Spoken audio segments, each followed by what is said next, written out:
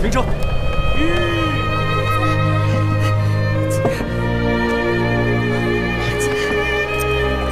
起来！快起来！你们是何人？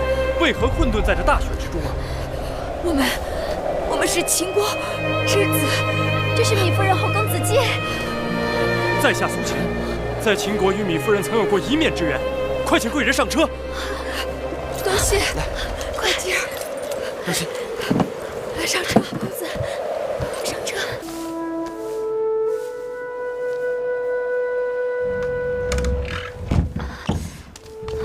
夫人，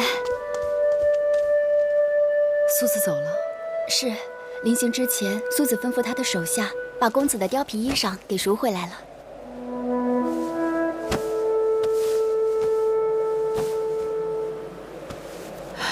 苏子救我和继儿于危难，并为我们请医买药。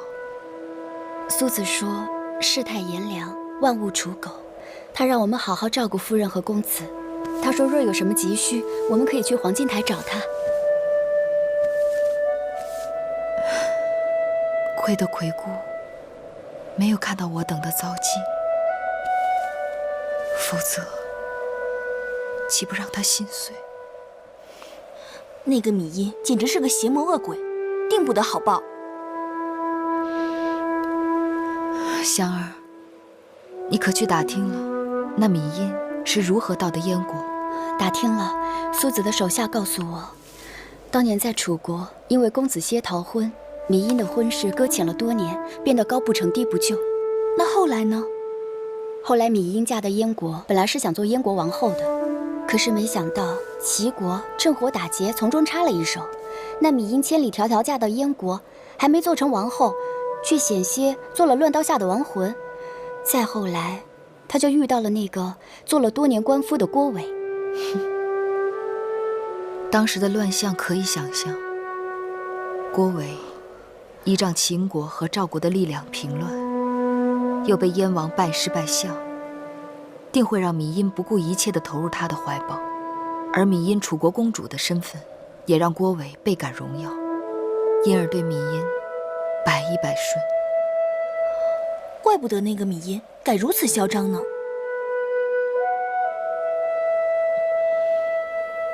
苏子，燕王求贤若渴。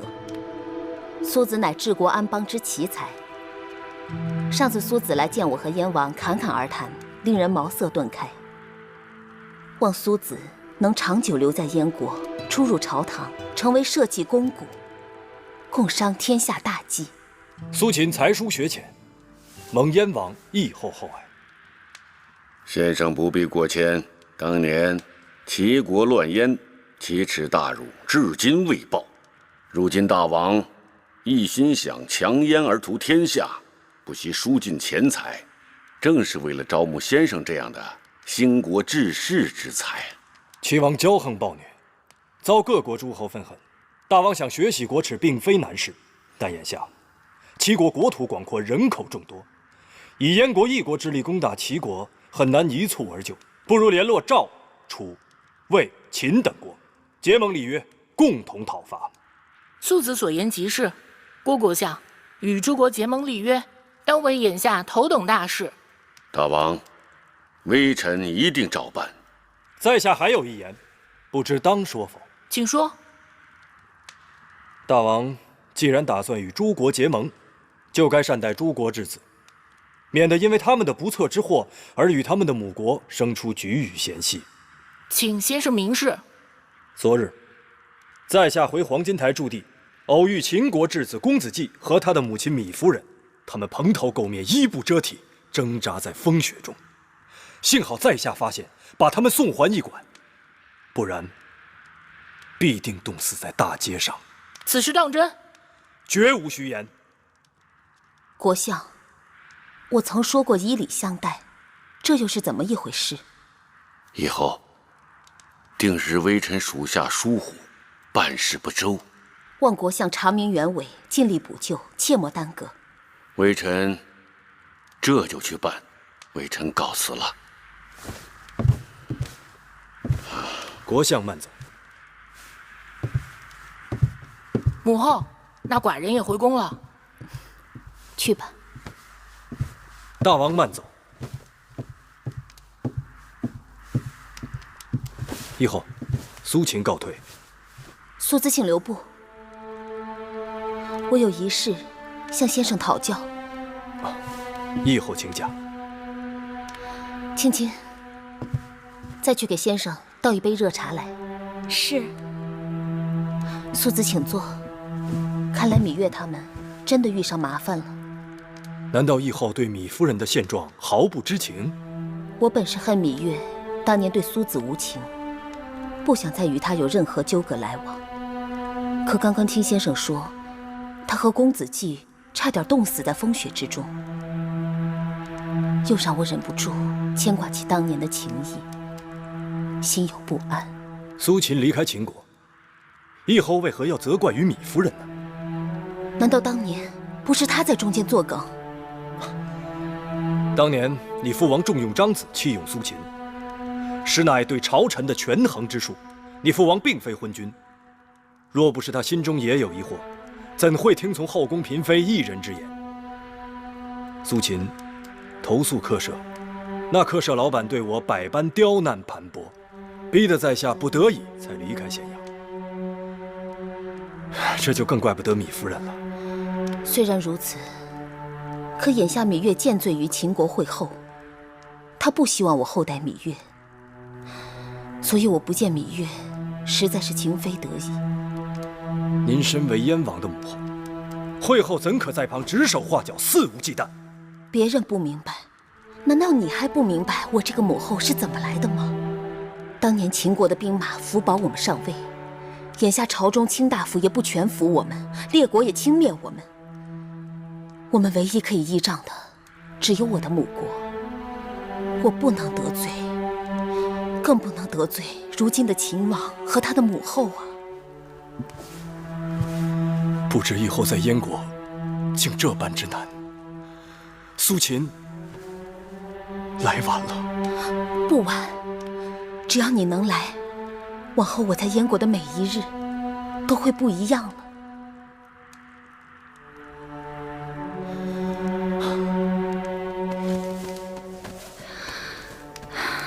这晦气的燕国，一年到头满眼的冰雪，能有3、5个月的春色就不错了，弄得我寒气上身，骨头整日酸痛。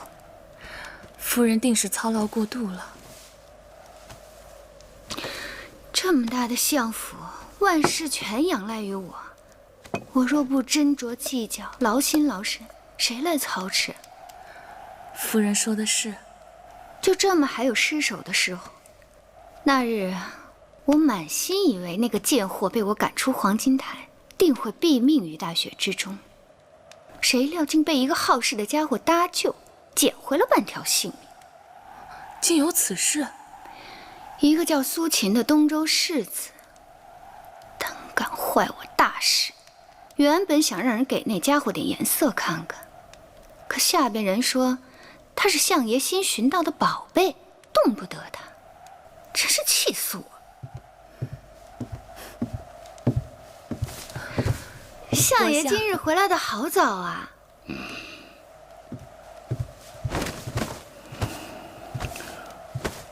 下去吧。是。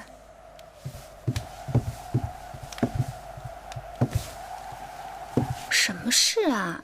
进门就冲我耷拉着脸。夫人，你与那秦国质子有何过节？一定要置他们于死地？相爷的话真好笑，我与他们有何过节？明明是相爷上次回来提起秦国会后来信，说让咱们不必善待他们，让你为难得很。我可曾让夫人帮我的忙？相爷既然有难处，妾身替夫君排忧解难，有何不可？大胆！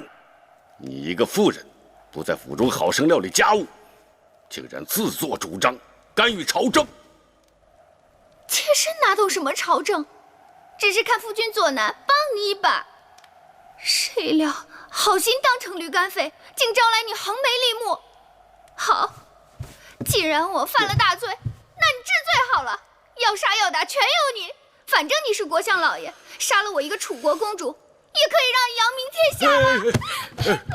夫人，坐。好了，夫人，反正你是看我样样都不好，若这样，赶紧把我送回楚国去。哎呦，夫人，你说哪儿去了？我怎么舍得把夫人送回楚国呢？啊？哎呀，哎呦，夫人，快看，今日有人呐，给老夫啊送来了一只金钗，一只鎏金凤钗。这金钗是实打实的货色，凤钗虽是鎏金，但做工精巧，美轮美奂。老夫知道夫人对这首饰见地独到，所以啊，特地把它们带回来，与夫人共赏。啊，夫人，这两样东西可好？哎，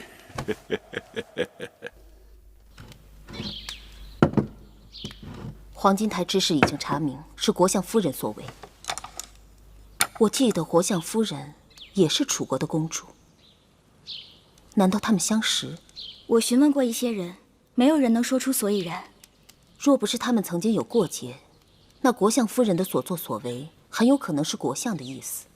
你为何不明示国相，不要难为芈月母子？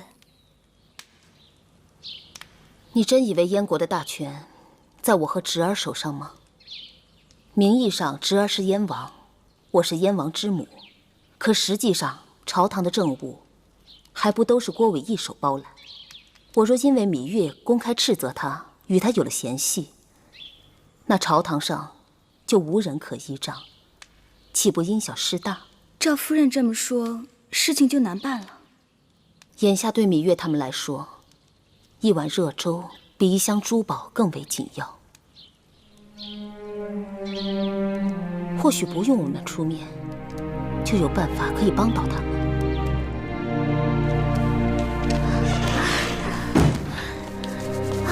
夫人，怎么没卖出去？雪太大，街市上根本没有人做生意。刚才遇上赵晨，他盯着我们要炭火钱和房钱，我气得骂了他一顿。他给的炭火根本就点不着，还有这破房子四面透风，可房钱都快赶上一间上等的贵客房了。骂他又有什么用？他说了，我们4个人住在一间房，房价自然要翻番。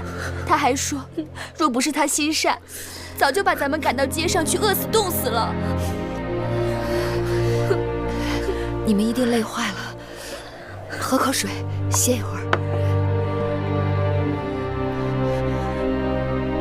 哎呀，都结冰了。慧儿，你这是？自从屋里断了炭火，日日都是慧姑姑和香姑姑把陶瓶抱在怀里，母亲和我才能有水喝。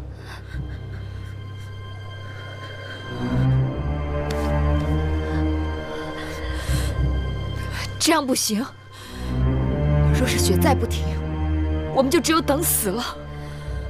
夫人，除了这些书简，还能卖几个钱？我们已经一无所有了。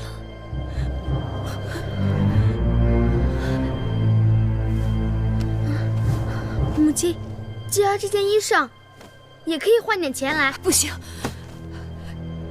吉儿不可以没有这件衣裳。有了钱，有了炭火，有了吃食，吉儿就不那么冷了。所以，吉儿根本不需要这件衣裳。公子啊，万万不可！要不是那好心人搭救，你可就没命了。公子别急，我再拿着书钱出去一趟，或许能遇上一个买主。那芈夫人是住在这儿吗？芈夫人是住在这儿。你是何人啊？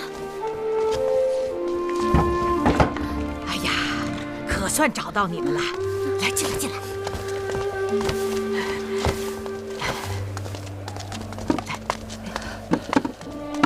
这位可就是芈夫人。是。老身是西市的牙婆，人称五婆。婆婆免礼，不知婆婆找我有何事？是这样的，那个陶隐，陶老爷，前些日子偶然在夫人的女婢手上买到了几卷《诗经》，欢喜得不得了。今日陶老爷亲自找到我，无论如何让我来叨扰夫人。这是陶老爷让下人送来的竹简，烦劳夫人为他们家抄录一份婚姻礼仪方面的试婚礼。这个是半担疏米，这个是一担炭火，还有些许钱。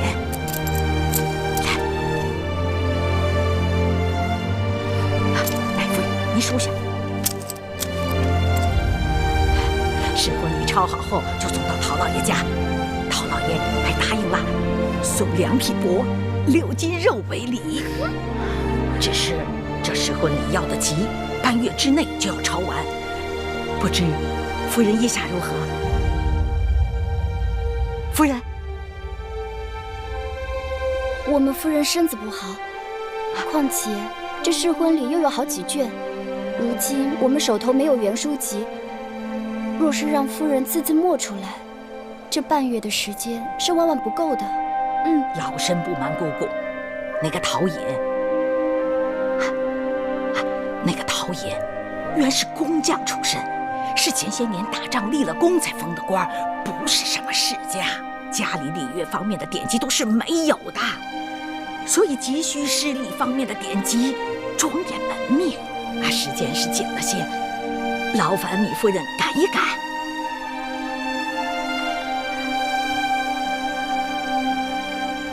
要不我去找陶隐商量，再加点礼，如何？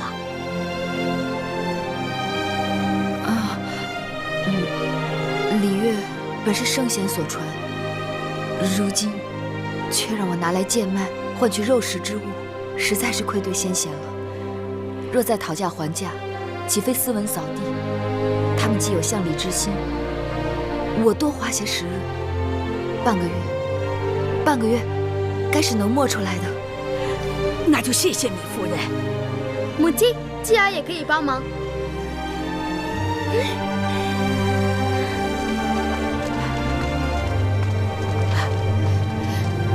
夫人留步，老身告辞了。谢谢王侯少爷。哪来这许多礼数啊？帮你们就是在帮我自己。陶隐说了，以后家里的所有典籍都有劳夫人抄录，夫人以后有的忙了。行，半月之后我再来驿馆找夫人。好，告辞了。谢谢婆婆。谢谢婆婆，慢走。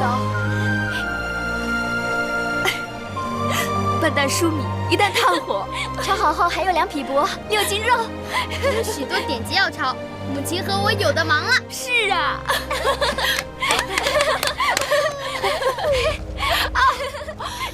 太冷了，快进屋吧。又有柴米又有肉，福气真不错。是。那陶隐出手如此大方，给我查查是个什么来历？小的查过了，是个粗人，没有什么背景，当年还得过国相的好处呢。我想法子让人去打个招呼，不信他真的敢与国相府作对。夫人，今日一早，国相爷派人来过驿站，询问过秦国质子的情况，还带来些衣食财物，小的心里没底。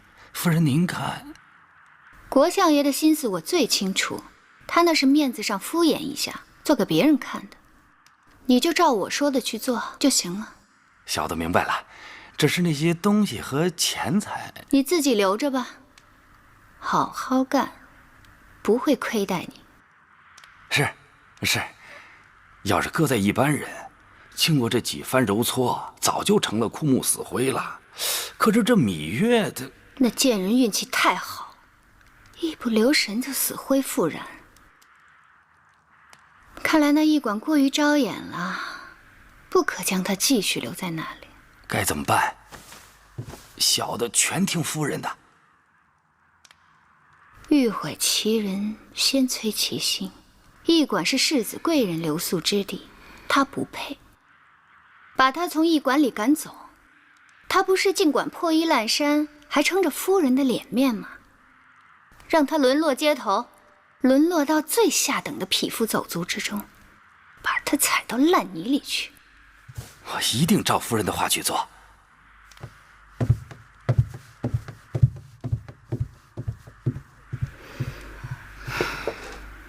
夫人，何事？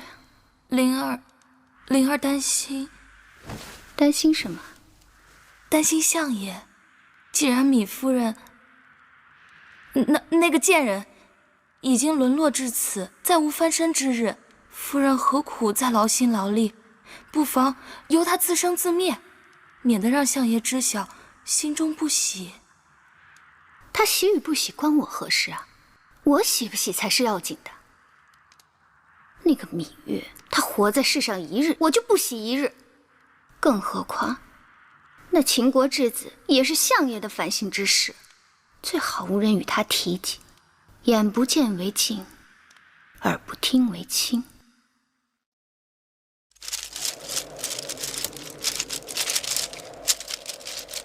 这是婚礼的最后一卷，明日抄完，婆婆就可以拿走了。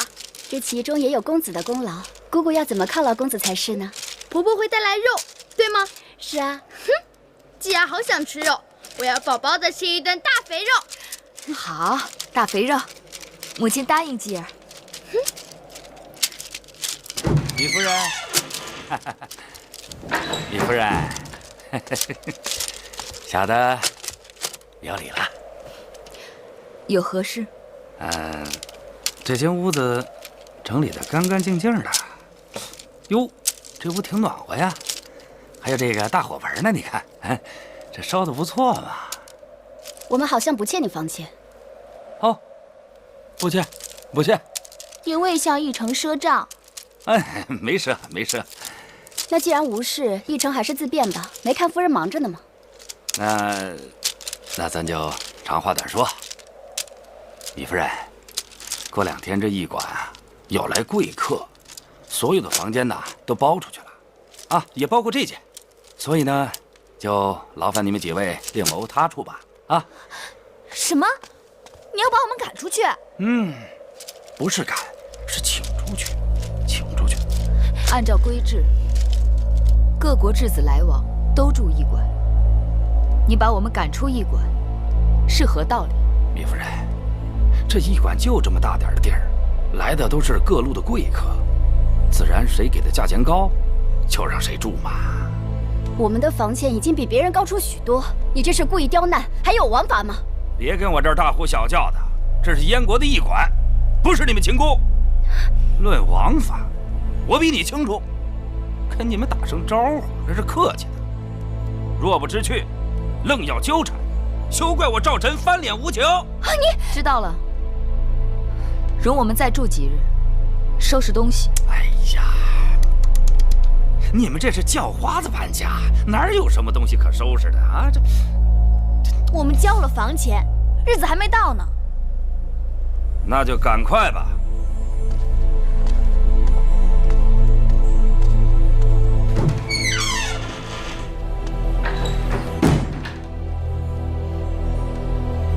他们想赶尽杀绝，好在快要开春了，想饿死、冻死我们，没有那么容易了。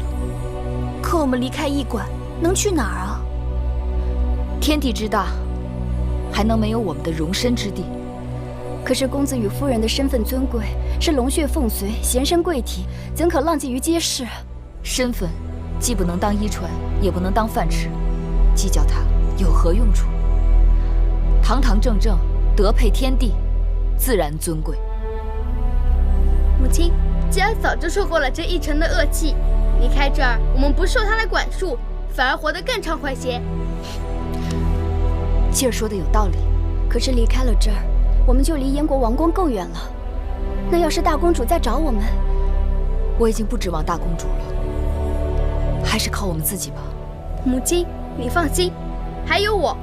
舅舅说过，要我帮助母亲，我是母亲身边的男子汉。好孩子，吉儿真的长大了。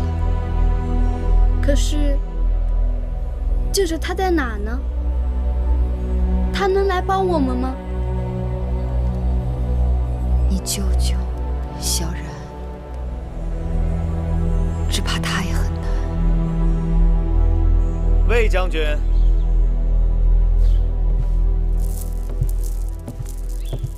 臣在。大将军司马错一再上书，说你平巴蜀之乱，战功彪炳，应该给你升迁。封赏你什么爵位好呢？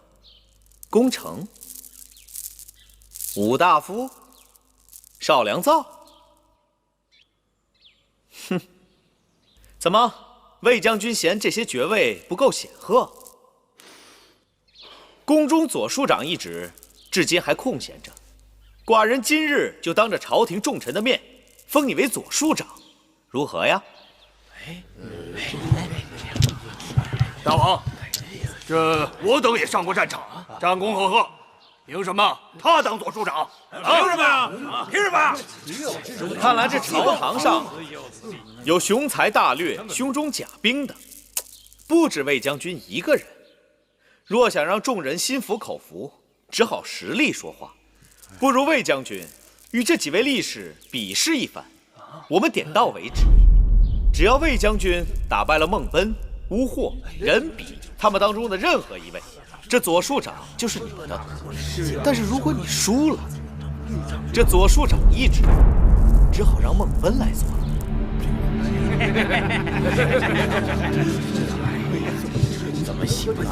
大王，魏然乃军中战将，并非屠牛之夫，这搏击之术，并非他所擅长。司马将军错了，大敌当前，我秦军将士个个应该身先士卒，杀敌陷阵。如不能带领部下真刀真枪的与敌搏斗力拼，又如何能够服众呢？大王英明。哎，那个魏将军，你是动手啊，还是不动手啊？这左庶长一职就让给孟力士。大王，臣不服气呀！这未能与魏将军比试，臣不敢受此官职。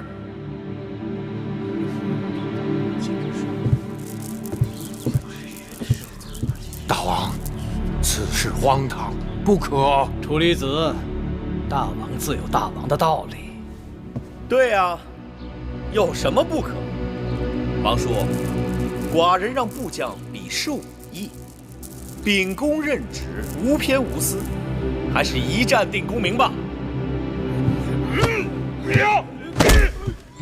大王，大王！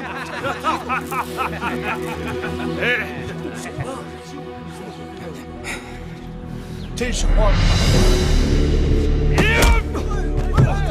大王，这不可呀！大王，此举荒唐啊！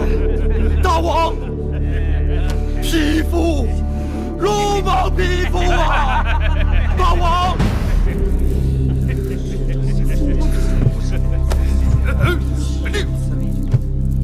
臣请卸甲归田，免受匹夫之辱。司马将军，切不可意气用事啊！既然输赢已定，比斗到此为止。寡人言必信，行必果，封孟奔为左庶长。谢大王。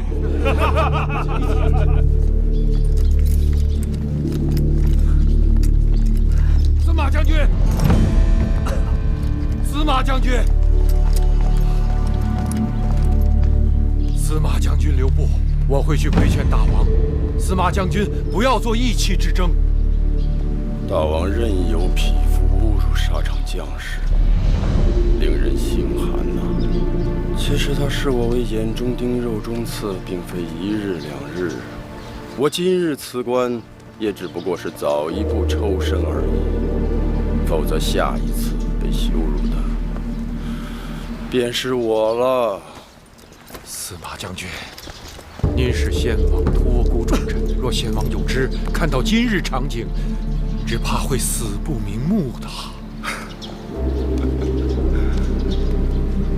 楚离子，我只问你一句：你当年在先王面前用尽心力，百般劝说，就是要保这个太子。如今这样的大王，这样的大秦，你可有后悔？你明知道我的心思，我……好了好了，不说了不说了。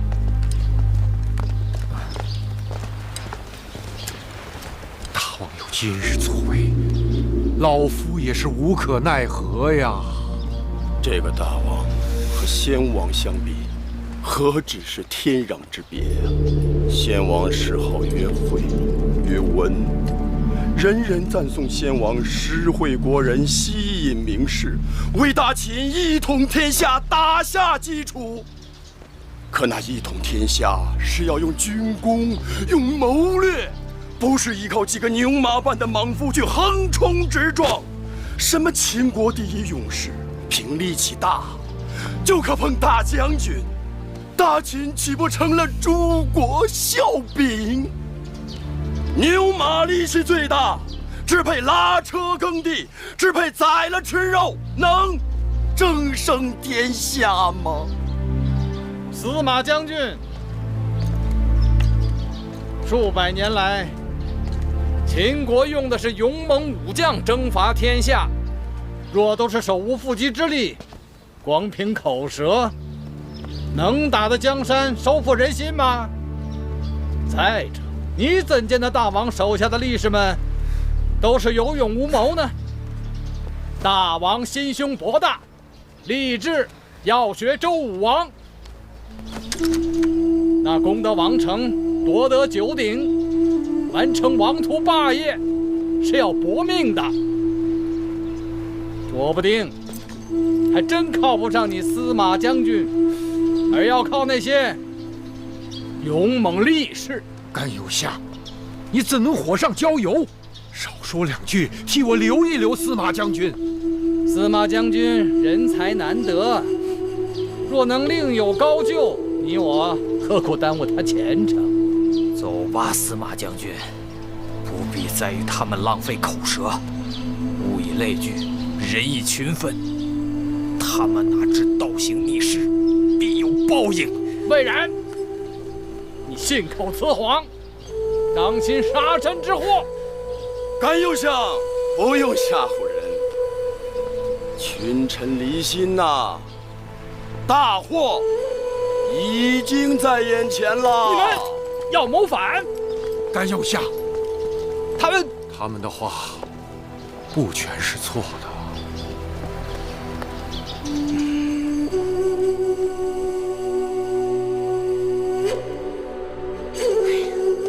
说好了是半个月的，这都过了多少时日了？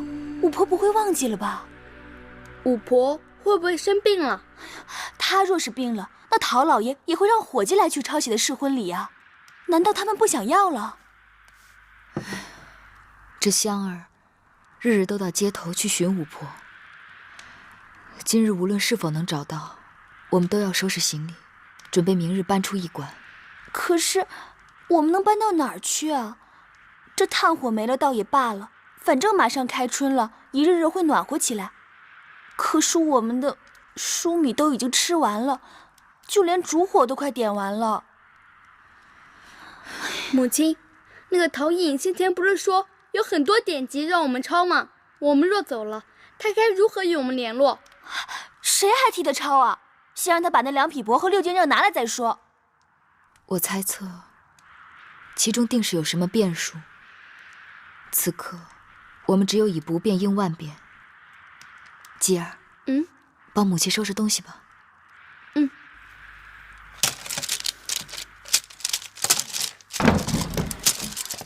香，找到人了吗？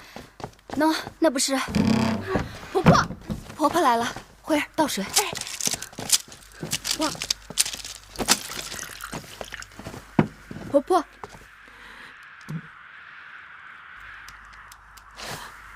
糜夫人，婆婆，我们日日都在等你，你怎么此刻才来啊？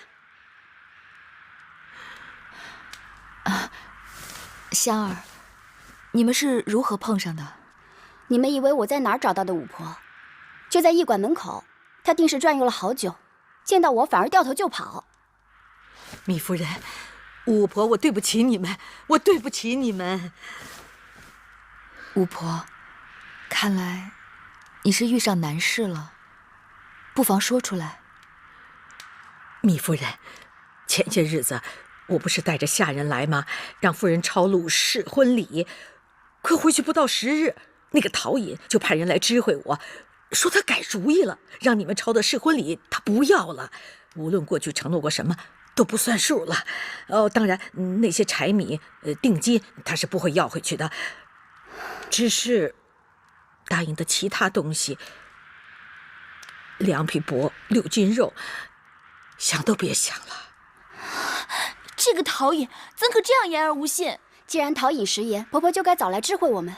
哎，只怕有些事情也不是他一个小小陶尹能做主的。糜夫人，我是想来知会你们的。我来过驿馆，可是被那个可恶的驿丞赶了出去。他说不许我再踏入驿馆一步啊！这个天大无雷轰的赵臣，谢谢巫婆告知我们实情。你若今日再不来，只怕日后也找不到我们了。你们要搬走？这驿馆已经容不得我们栖身，明日我们就要另寻落脚之处了。不知可有了去处？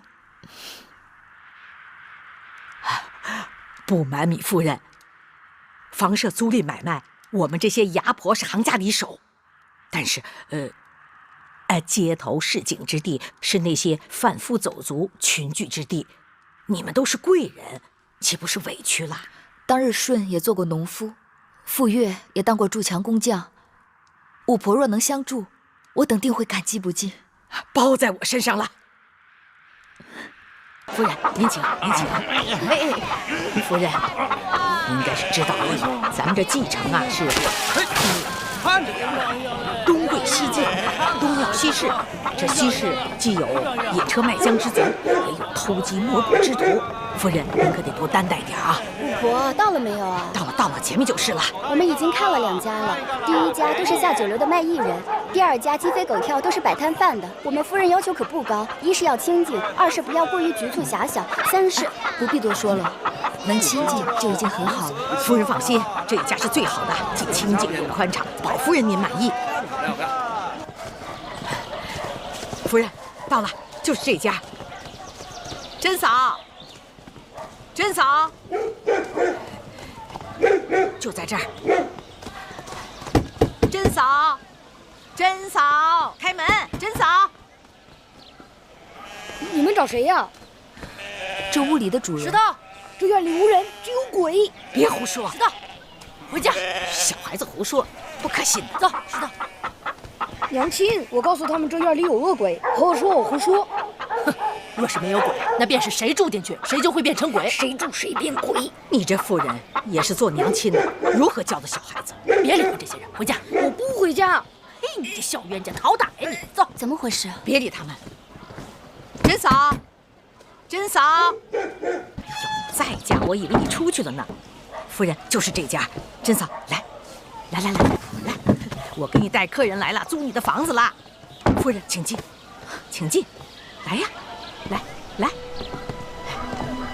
您到这边看，来，快，这边，您看看，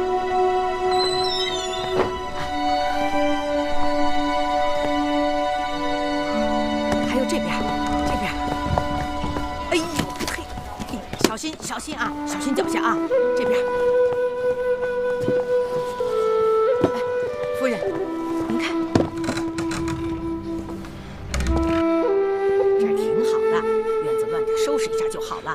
这是我们这儿1等1的房子。甄嫂，你家几口人？这房子怎么租啊？这么大一间院子，怎么就只有你一个人？家里的其他人呢？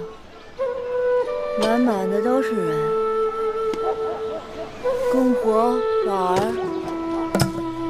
大伯、小叔，满满的睡觉。夫人，不瞒你说，他们家的人都死了。他大伯原是军籍，后来战死军中。他在军中的丈夫也死了。他公公为了让小叔子活命，自己去从了军，再也没回来。后来齐国人来了，把他小叔子也打死了，他可怜的儿子病死了，婆婆呢也饿死了。像他此刻这样，也是在等死。夫人，这种地方怎么能住啊？如今天下太平了，不打仗了，我不是牙婆吗？我就看着珍嫂可怜，想着能不能找点客人，把她这个房子租出去，多少赚几个钱糊口。她只是有时候糊涂，其实人挺好的。前些日子，孙屠户还托人说媒要娶她呢。巫婆，我知道了，让我想想。我想了半日，那院子走进去，的确叫人心寒。那哪是人住的地方？一院子的鬼，唯一的活人还是个活死人。那我们不租那儿了，再到别处找找。不是租不租那院子的事，而是那稀世致塞人的气息。我好像突然领悟了，他们为什么要把我们从驿馆赶出去。他们不仅要我们冻死饿死，更要我们的心死，要我们即使有一口气，也要如同行尸走肉。稀世虽贫贱，可比贫贱更恐怖的是巫王。我在想，我和继儿和你们会不会就此泯灭在那儿？夫人，我一路想，一路回到了驿馆。我要问问继儿，问问你们，我们的命是否能强过那些市井之人？进门时，恰巧继儿在念孟子告子夏。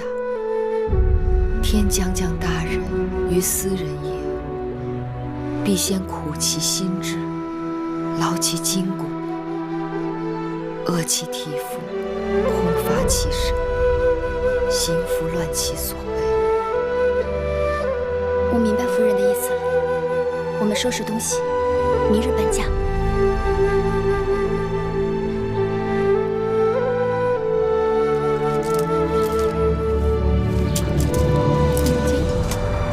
去的地方真的有鬼吗？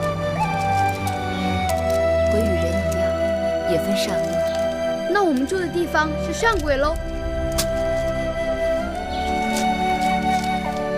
季儿已经将葵婆婆做的皮衣包好了，季儿搬到新的住处去。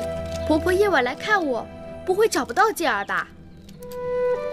不会，葵婆婆会在天上看着我们，我们去哪儿，他就会跟到哪儿。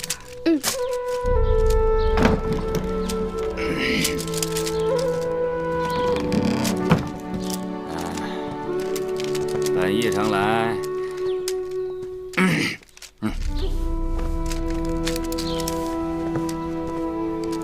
你把招子给我放亮点，知道吗？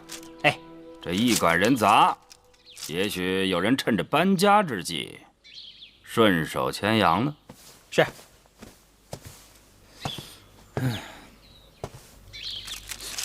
这什么呀？哼。公子，刚才夫人与公子说，鬼也分善恶，公子可见过恶鬼？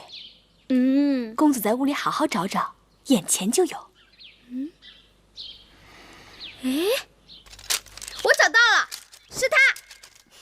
哼，枯骨死草，没几天了，就剩下嘴硬了。给我看着。是。哎，来，夫人进来。珍嫂，珍嫂，我们来了啊。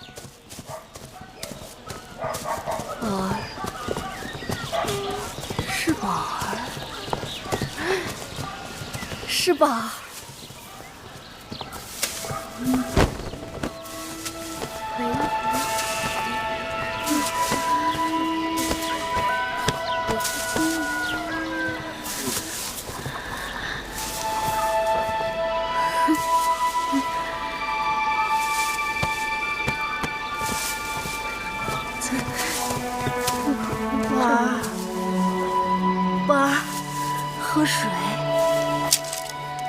谢大嫂，我叫银记，你可换我叫，我不叫宝儿。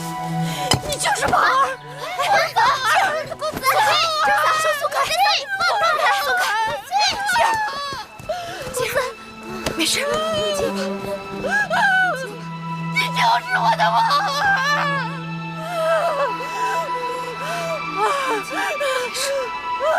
没事情。我去看看。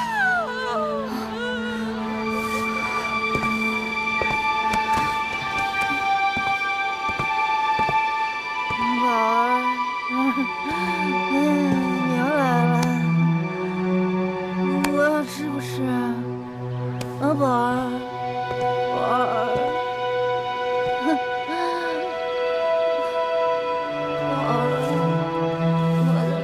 宝儿，是不是？宝儿，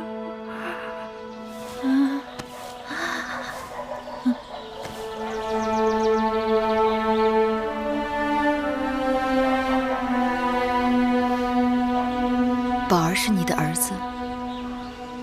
宝儿，好孩子。宝儿从小就懂事。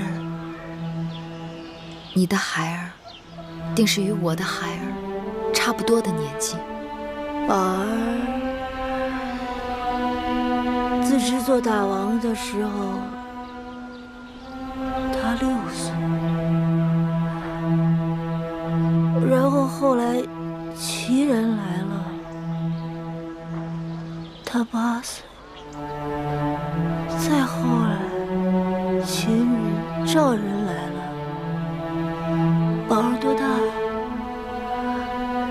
宝儿多大了？你告诉我。宝儿病了，然后我抱着他。宝儿定是个好孩子。然后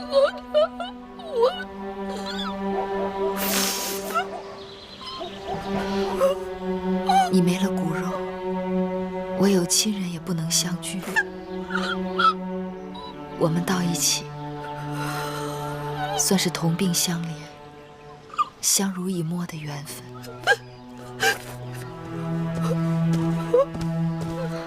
母亲，母亲，既然饿了，宝儿，宝儿，这有吃的。宝儿，这儿。不行，宝儿，娘有熟米，娘给你做啊。娘，那你去做。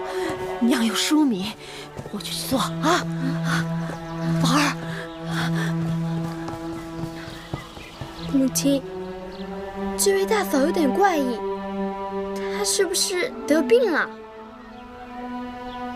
她是患了思念儿子的病痛。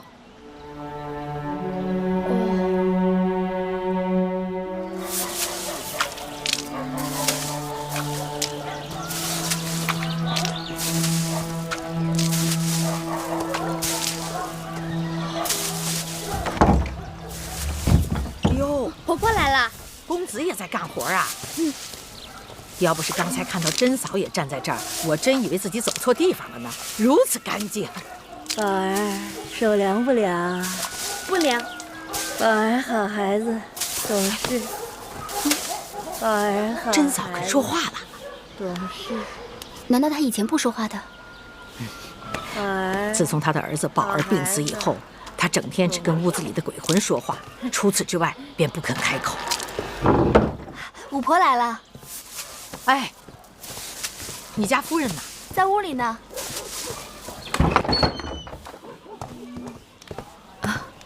五婆来了，快坐。夫人，慧儿倒水。是。真能啊！米夫人，你们可真是贵人呐！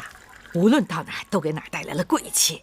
你看，连好几年不开口的甄嫂都和我们说话了。五婆才是我们的贵人，让我等有了片瓦遮身、立锥之地，芈月敏感不忘。哎呀，米夫人，老妇是心中有愧，若能折些罪过，倒也好。哎，米夫人，这些衣物可是宫里的东西啊。这虽然旧了点儿，但料子和针线那是上等的。五婆眼力过人。说起来，这些旧衣物还真不如一件可以挡风御寒的粗布衣裳实用。夫人哪里知道啊，这些针线手艺呀是能赚钱的。不知这些女工是不是夫人身边的人做的？婆婆的意思是，这针线可换衣食？岂止是换衣食啊，能换上等的衣食。不瞒婆婆，这些针线是我一个亲人亏骨，我的一个已经离世的亲人做的，但也有一些是我自己做的。若真能换衣食，那自然是再好不过了。原来米夫人，你也有这样的技艺啊！要是让夫人出卖针线，未免过于降尊临卑、居高就下了。我们此刻的处境，婆婆应当心里有数。举步维艰，几近山穷水尽，何况能自食其力，比仰人鼻息、寄人篱下来的硬气。既然夫人如此洒脱，那老身就直言了。在这燕国，除了宫中显贵、富豪世家，很少有人寻求礼乐典籍的。夫人的抄录生意虽然时不时有，但未免清淡。夫人不知，眼下燕国呀，这有了几日太平的日子，才着嫁女娶亲，权臣送礼作寿，在继承那是日日都有的。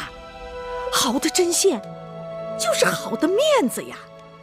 看夫人您的技艺，盖世无双。凭这针线，只怕你活多到接不过来，还愁吃穿用度嘛。谢五婆指点。若这真是一条出路，那还要请五婆帮忙招揽生意。只是芈月有一事相求，请五婆在外，最好不要透露我们的来历和身份。夫人放心，这个自然。以后怎么样？芈月他们有消息了吗？左大夫告诉说，自从国相的手下去陶尹那边传了话，陶尹就不肯再帮忙了。因为您曾经有话，不要提及这是宫里头的意思，左大夫也就不好再强求陶尹。芈月他们被赶出驿馆后，有人说他们好像搬去了西市，奴婢几次托人前往西市打听他们的去向，都杳无音讯。西市乃引车卖将卑微之地，搬到那里栖身，岂不玷污了王家身份？更何况他们是秦国质子，对继承人生地不熟，离开驿馆，他们该如何活命啊？是啊，芈月他们这次真的难了。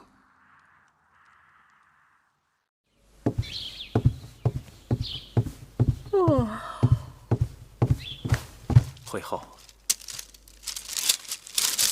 这是宫里头该发的年俸，永香令让小的拿过来给会后过目。这迎夫人的开销这么大呀，年俸5000担，还有素绸、织金、缂丝、闪缎、各色皮毛，你看看，这都什么规矩啊？迎夫人的年俸是先王时就定下的，说迎夫人对秦国之功堪比一个大良造。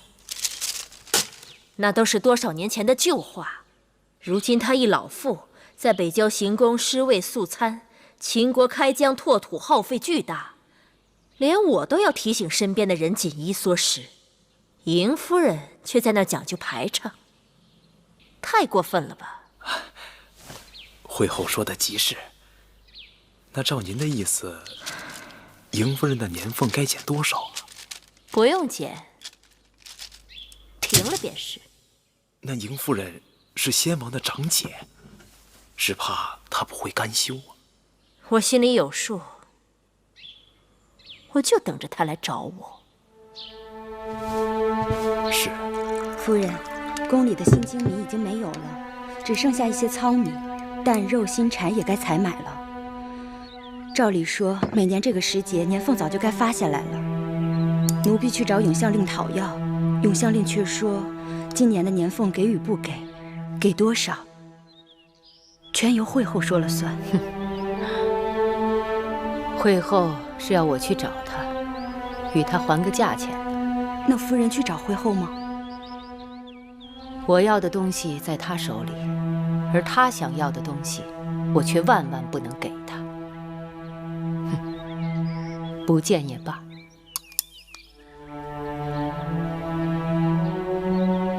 我知道，这宫里少不了柴米油盐。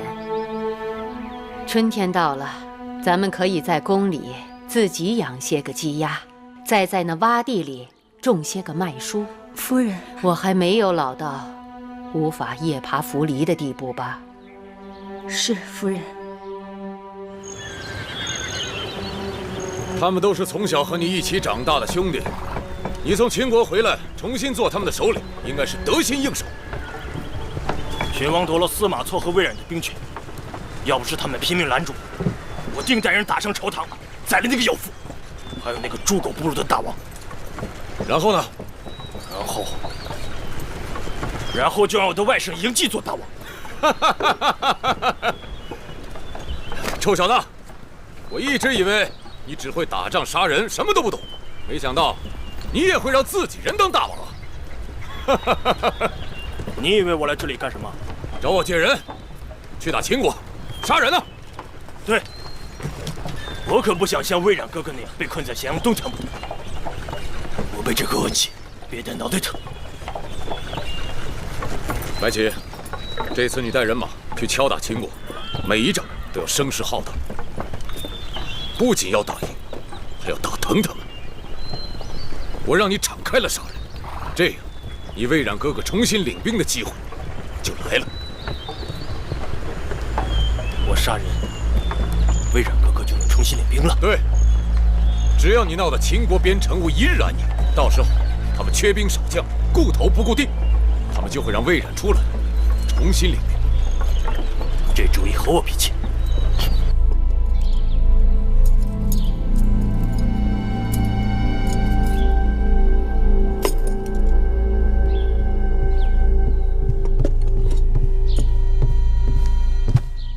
夫人，您要找的冯仁和秀娘来了。这燕国就是这样古怪，春日来了，花儿好像一夜都突然怒放了，生怕谁比谁差了。明日宫中春宴，我是国相夫人，更不能被那些寻常粉黛给比下去。夫人的相貌在宫中已是绝色，夫人新做的桃花绣服一定可以艳压群芳，无人可比。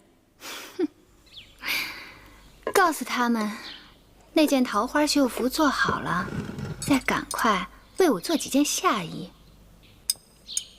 这燕国夏日一晃而过，若没有几件花色新鲜、薄若蝉翼的夏衣上身，都不觉得曾有过夏日。知道了，夫人。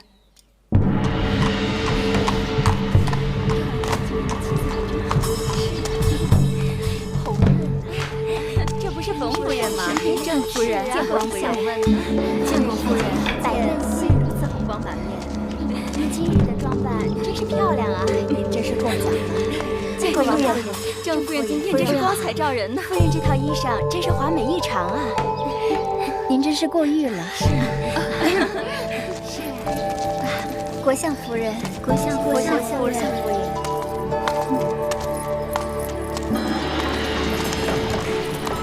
国相夫人，您来赴宴，今日宫里春光无限呐，您请。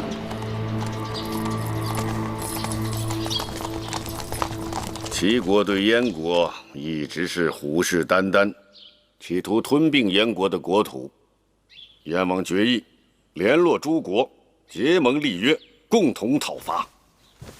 楚王早有与燕国交好之意，所以楚王一收到燕王的来信，即刻派我出使燕国。老夫自知是坐在了火山口啊！燕国国力衰退，我国委虽然没有管仲那样改天换地的能力，但却有一腔耿耿忠心，上不做天，下不愧地。老夫定会竭尽全力，敦促大王母子听从苏先生和黄公子的忠告，尽早确立与楚国和其他诸国的联盟。如此最好。国相，子歇既然来到燕国，还有一个不情之请。但说无妨。听说秦国公子季与其母芈夫人在燕国当质子，不知眼下情形如何？黄公子与他们相识？芈夫人本是楚国公主，与子歇是故人。楚国公主？原来黄公子与芈夫人曾是故人。在下前日去过驿馆，打算探望公子季母子，谁料却被告知公子季和芈夫人已搬离开驿馆，不知去向，真是令人担忧啊！公子季和芈夫人他们离开驿馆了吗？正是。这老夫的确不曾听说呀。前些日子，老夫还曾经派人给芈夫人他们送去了钱财，并传话给那驿丞，叮嘱他对秦国质子不可过分苛刻。哎呀，你看这怎么说走就走了？为何缘由啊？据说是因为驿馆所价过高，使得公子季和芈夫人不得不另寻他处。他们虽身为质子，可并非街头弱小，怎可任人盘剥呢？更何况公子季是义后的骨肉兄弟，身份尊贵，为何连个驿丞都敢欺辱他们？这是个贪吏，利令智昏。公子放心，老夫定去查个明白，若有行为不检，严惩不贷。子歇恳请国相尽快查清楚公子季母子的下落，以免他们流离失所，无处安身。那是自然。子歇谢过国相，先告辞了。那个田将军的夫人算是什么东西？竟然也敢诸围催让，在我面前卖弄她的首饰。夫人说的是。还有那个慕容夫人，她夫君不过就是宫中的武大夫，她竟肆无忌惮在春宴上盖过我的风头。慕容夫人往日对夫人还是很恭顺的。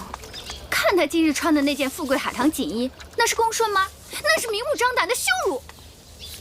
依灵儿看，慕容夫人的海棠锦衣的确是清丽脱俗，可夫人的桃花绣服更加严厉悦目，并不比她差呀。你也气死我呀！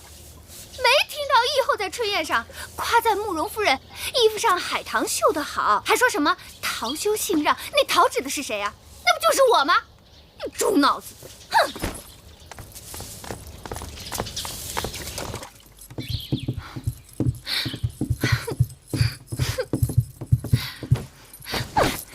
夫人满面春风而出，一脸冰霜而归，是何人招惹了夫人呢？还能有谁？田夫人、慕容夫人，还有义后。这样说来，春宴上的人有一半都开罪了夫人。国相爷做主，府里的那些缝人和绣娘偷懒使坏，都是因为他们不肯尽心尽力，才让我在春宴上丢人。夫人的意思是，府里的缝人串通了春宴上的夫人们，故意惹国相夫人生气了。好了好了，别生气了，来，喝杯茶啊！来来来，茶都凉了。灵儿，重新去烹茶。是。今日府上来了一位宾客，向老夫打听一个人。打听什么人啊？秦国质子公子季的母亲，芈月，芈夫人。你什么意思啊？老夫也是刚刚知晓，芈夫人竟然也是楚国公主。那又如何？这样说来，芈夫人该是你的姐妹吧？别跟我提那个贱人。为什么？她不配。她不配做什么呀？不配做楚国公主，还是不配做你的姐妹啊？我说了，别跟我提她。既然你对他讳莫如深，定有原因。若让我不提也不难，但必须讲清楚究竟。更让我百思不得其解的是，那黄歇也算名头颇大，也是举世英才，但与我说起那米夫人的情形时，却是一副关心则乱的模样。黄歇，你是说楚国的黄歇在打听那贱人的情形？不错，正是楚人黄歇。10几年了，他还对他神魂颠倒，念念不忘。好个贼子狂徒，胆子不小，也敢在我府上出现，就不怕我戳瞎他双眼，撕了他的皮？这么说，夫人与他也有嫌隙？什么嫌隙？是深仇大恨。他当年使尽手段羞辱我，使我哀痛欲绝。你是我夫君，本该替我做主伸冤，却开门一刀，将仇人恭恭敬敬地请进府里，令妾身再次蒙羞。哎呀，他是楚王派到燕国的使臣，来与燕国商谈结盟之事，算是我的贵客。我能怎么办？棍子打他出去？将他送进继承大狱，砍掉他的双脚，拔掉他的舌头，将他扒皮抽筋。夫人莫不是没听清楚老夫刚刚说的话呀？他是楚王派来的使臣，两国交战不斩来使，更何况眼下楚国正打算与燕国结盟。我不管，我要他们死，我要他和那个贱人马上都去死。话已至此，老夫的好奇之心是越来越重。夫人可否告知原委？看一下，看一看啊！这绣活继承哪儿找啊？谁见得到啊？哎，巫婆，这双小鞋几钱？10钱，看一下啊！明日啊，我外甥过满月，我看这小鞋送得很合适啊，就是价钱高了点儿。你仔细看看这做工，10钱值不值？若是不值，你再来还价啊！这个说的也是，10钱就10钱吧。哎，挺漂亮的。巫婆走了，好，穿着好了再来啊。好。巫婆，这东街药店掌柜他新娶的小妾，下月就要生养了。正需像你这样手巧的绣娘做一套喜庆的被褥，这活计你得帮忙。你放心，你只需把定金拿来便可。那好。婆婆，这个好漂亮。这块布绣的真是考究，尤其是这花枝，绣得灵动精美。敢问这是出自您的针线吗？哎呦，公子，你取笑我老身呐？我哪有这样好的技艺呀？我是带人家卖的。看看，那这针线该是出自楚国人之手。也许是燕国人、赵国人也说不定。婆婆莫打诳语，恐怕这燕国人都不知道这是什么花。这种花从来没见过。是，好秀气的小花，真是从来没见过。这是杜若，它开在半坡林中，这是只有楚国才有的花草。公子，你买便买，哪有这许多话啰嗦？好，这块布我买下了，多少钱？30钱。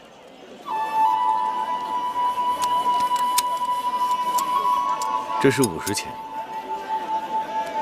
只是求婆婆告知，这针线究竟是出自何人之手？我不卖了，我家里还有些事情，我没有时间跟你在这啰嗦。我说买当然要买，婆婆留步。这50钱请收下。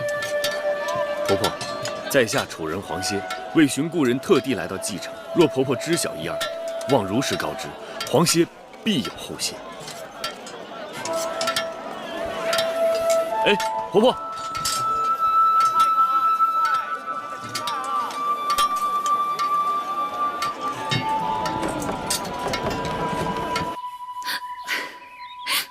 这样听来，那芈月实在是个妖妇，夫人也的确受了莫大的委屈啊。他们与我是刻骨铭心、不解之仇。哎呀，夫人，特别是那个贱人，毁了我一生一世。而且，秦国会后也来信说要燕国帮忙收拾了那公子季母子。凭国相爷的智谋和权势，要他们的性命不过就是举手之劳。既然如此，还不赶快替妾身出这口恶气，顺便送秦国一个人情。夫人以为诸国之间的人情是那么好送的？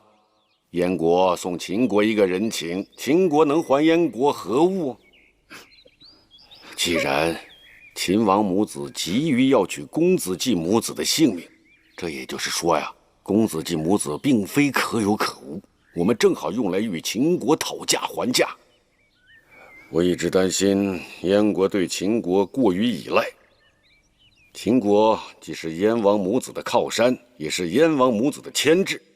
眼下，我们正可以用秦国质子来掣肘秦国，岂不是一件好事吗？我不懂你那套生意经，我要他们死！不可！我要将这筹码安安稳稳地放在那儿，待价而沽。我要他们死！可我还没有想好他们的价码。他们若不死，妾身食不知味，夜不能寐。公子季母子干系重大，一动而牵全局。你已经使了手段了，让他们吃尽了苦头。眼下他们流离失所，生计艰难，夫人只当是让他们自生自灭了，如何呀？说来说去，你还是不肯为我做主。这件事到此为止，夫人该撒手了。我若不肯撒手，又怎样？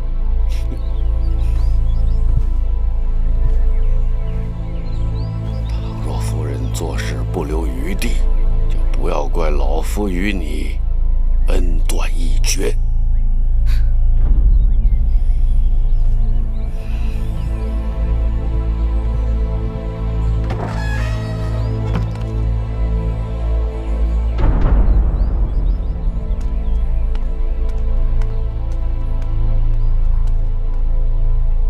不知大王是否知晓，近来一群人屡屡搅扰边境，眼下已经深入我大秦腹地，此患不除，人心惶惶，政局不稳呐。王叔不必多虑，那一群小贼吃肥丢瘦，贪图小利，只要我大秦出兵，一群人自然溃不成军。但是大王决定带兵东征，老夫担心后方兵力空虚，出现意外，因而想召回司马将军重新领兵抗击义渠。大王，那司马错和魏冉一贯居功自傲，飞扬跋扈，时时图谋不轨，绝非是可托付之人。右相不必担心，重新召回只是权宜之计，绝不会长久托付。是。还有一事，臣不得不问。王叔但说无妨。大王此次东征到底师出何名？寡人早就说过了，去洛阳看看九鼎。这不可成为出师的理由。为什么不能啊？楚离子，你曾悉心培育大王多年，竟然不知道大王的志向。请右相指教。微臣记得，大王自小就纠缠你我，问周天子的九鼎是何模样，我们都说没见过。周朝没落，那周天子都成了摆设，那九鼎不见也罢。楚离子未免鼠目寸光。大王虽生在秦国，但终身愿望是能够乘路车过三川，入王畿，一睹九鼎。什么？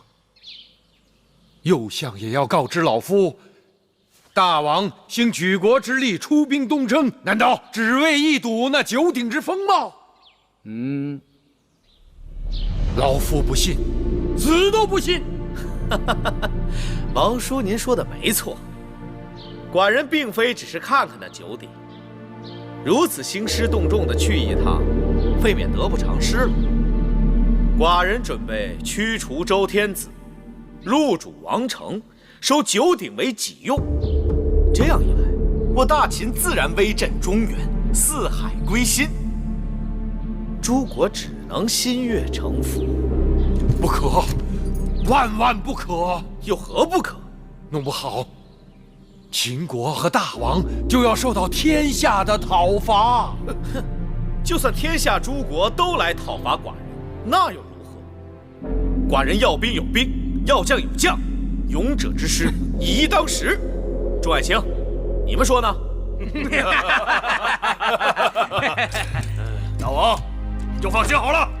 大王下令如山，我等以一当百；大王一马当先，我等无所畏惧。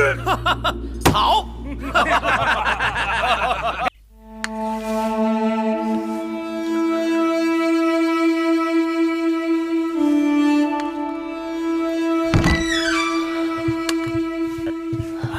夫人，永瑞，你来了。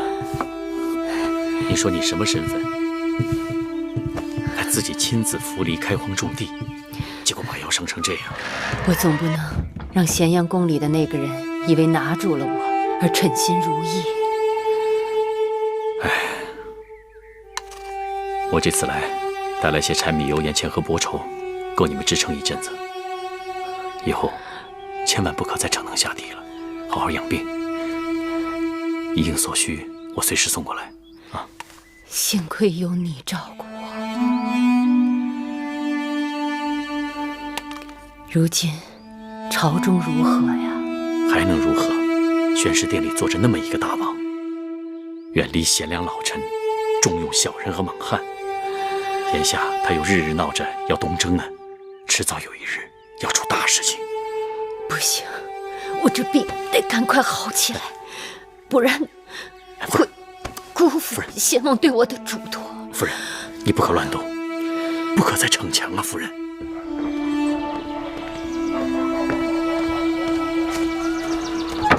我大老远就闻到了香喷喷的肉味儿，我是循着味儿过来的，口水都流出来了。巫婆来了。婆婆，你看这一种花种的好看吗？哎呦，真好看！能种活吗？能，这当然能栽得活了。婆婆，今日我们有肉吃，你在这儿吃吧。好啊。哎，珍嫂呢？啊，在那儿呢。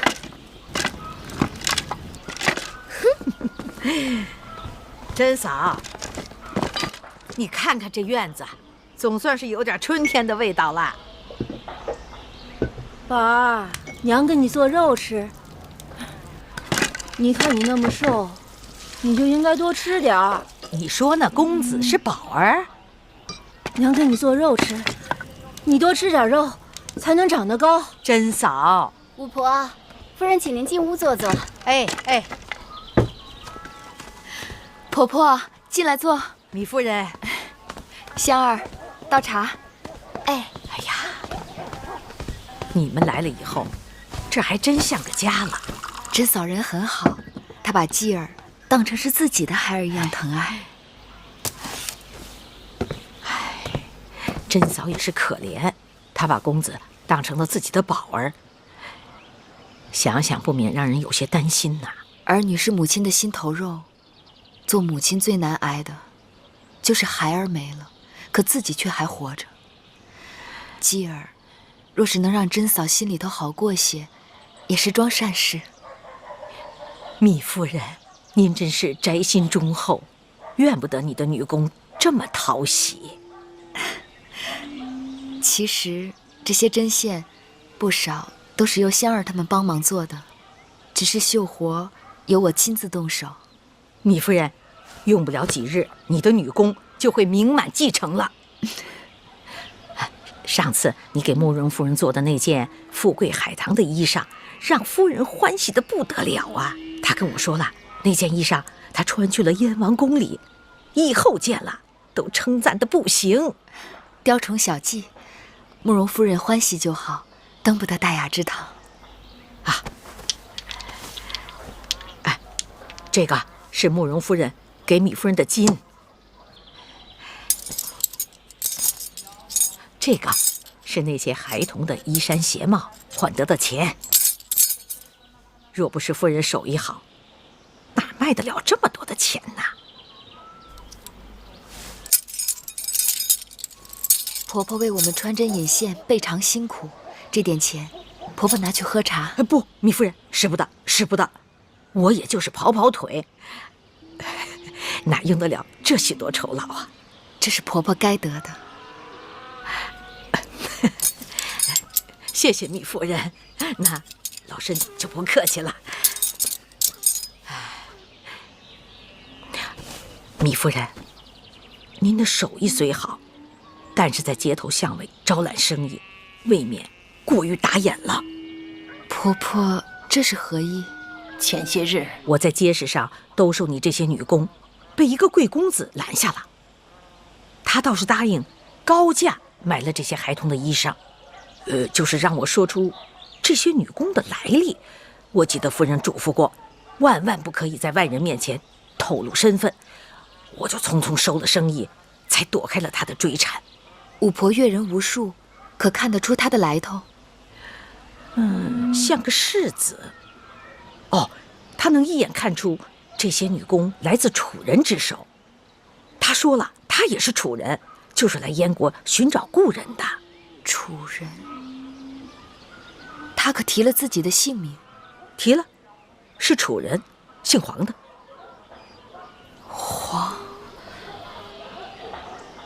黄什么？黄歇？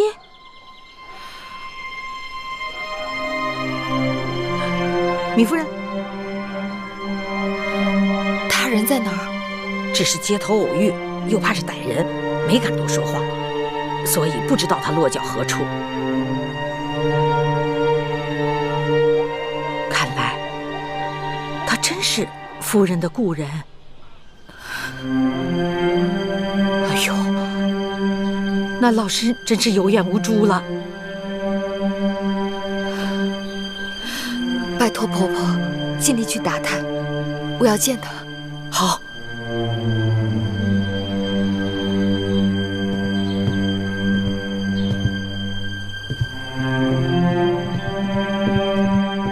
先生，魏冉将军和司马将军来了，快请他们进来。是。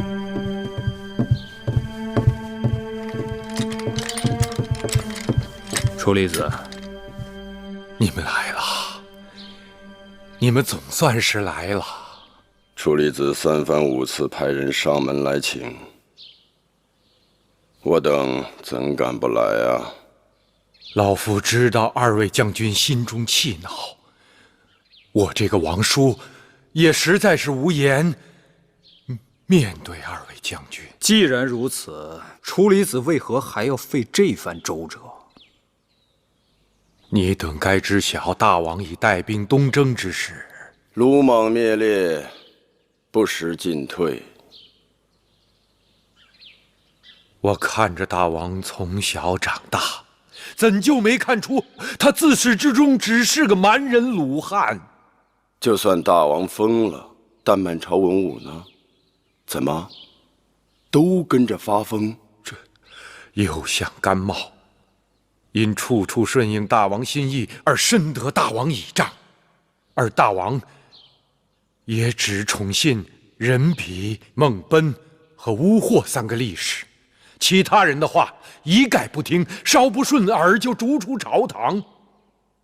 更见那韩魏两国居心叵测，居然门户大开，任由秦国兵马长驱直入。此刻大王已经占据韩国的益阳，夺取5岁，兵临洛阳了。如此一来，秦国危在旦夕。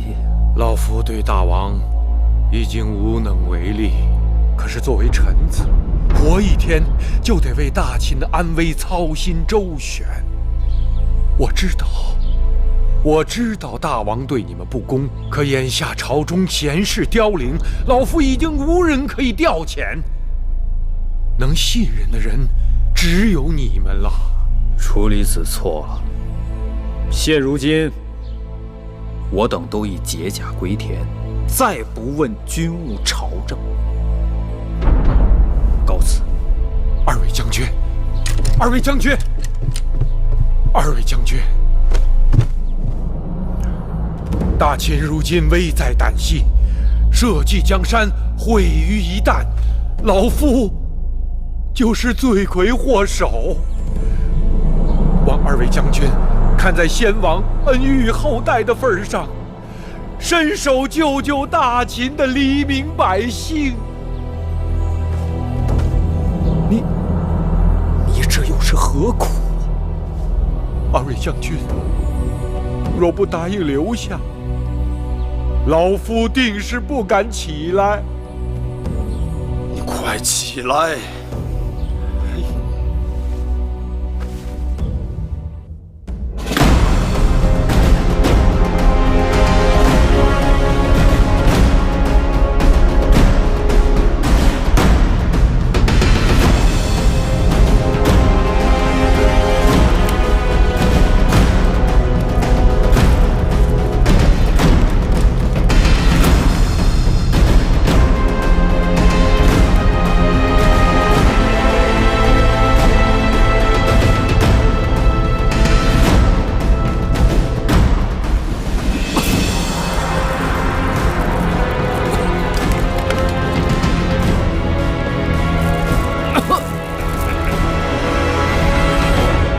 周氏气数不尽，看看那周天子唱得如此张口数，便知他们时日不多了。大秦事业犹如大王，似骄阳凌空。从来九鼎迁移，欲使王朝更替。今日寡人就要把这九鼎给搬个位置。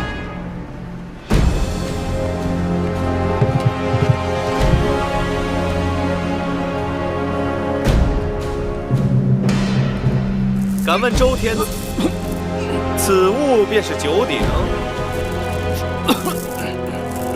正是。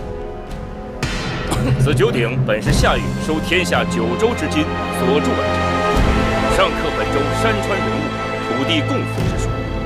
九鼎列于朝，乃天子所掌九州之象征。哼，你是何人？小人东周人士，苏代。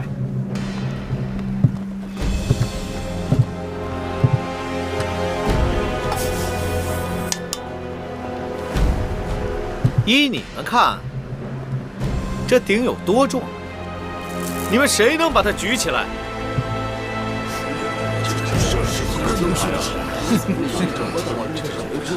鼎乃天子之器，重达1000钧。自九鼎铸成以来，除奉天子之命合力抬举之外，凡人岂可轻易举起？哼，笑话！照你的说法，此鼎若非天子之命，别人还碰不得。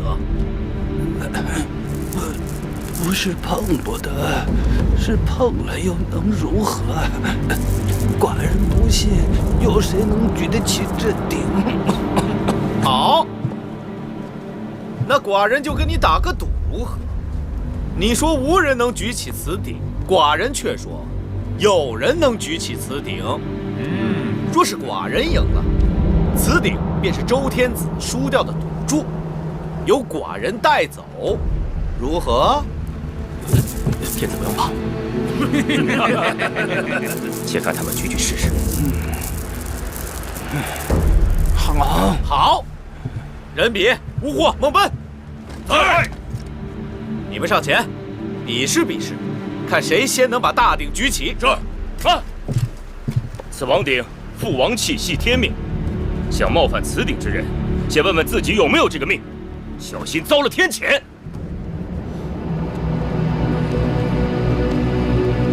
秦侯，依小的看，这种事情还是不要强人所难的好。寡人养兵1000日，用兵1时，你们3人究竟谁人能举起此鼎？大王，人比不才，想先试试。好。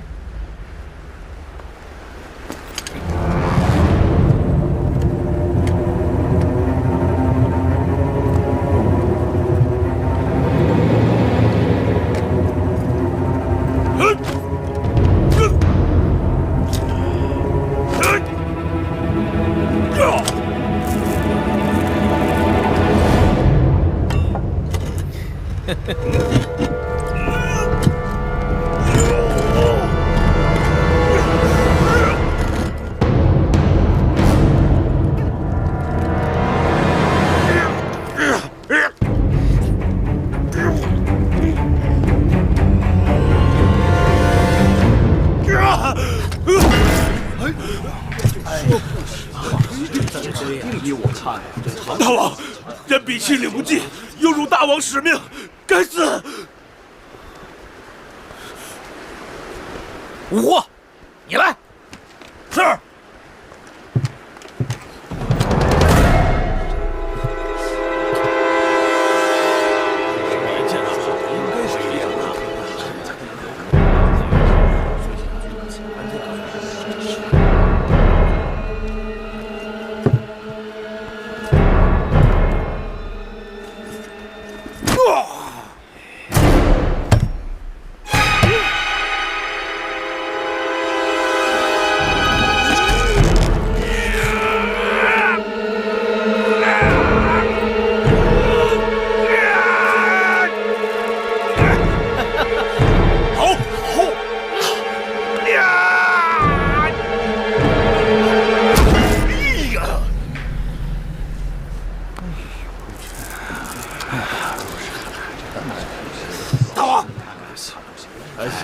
一定能，我就说不行。往奔，你是大王。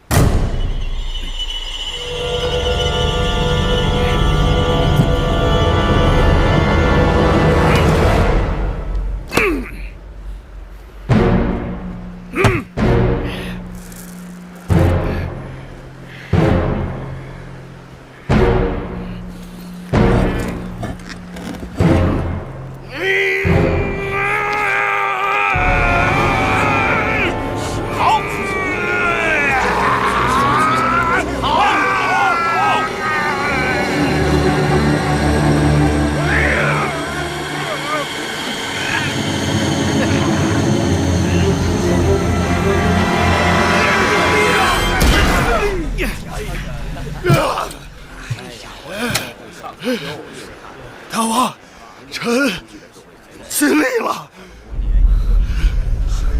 无能。秦侯，你输了。看来秦国的确无人能有举鼎之力。天子，您错怪他们了。据臣所知，秦国的这几位壮士皆身具奇力，平日里举个1000钧重物也非勉强。只不过这9鼎非凡人所能冒犯，他们就算有这个力气，也是无计可施了。要你们有何用？不如寡人亲自来举。大王不可啊！秦侯，不必勉强。天命在周，9鼎无人能动。您迁怒于他们，已属本末倒置，更不必自己与自己赌气啊！大王，千金之子，坐不垂堂。大王身系天下，不可以身相视啊！大王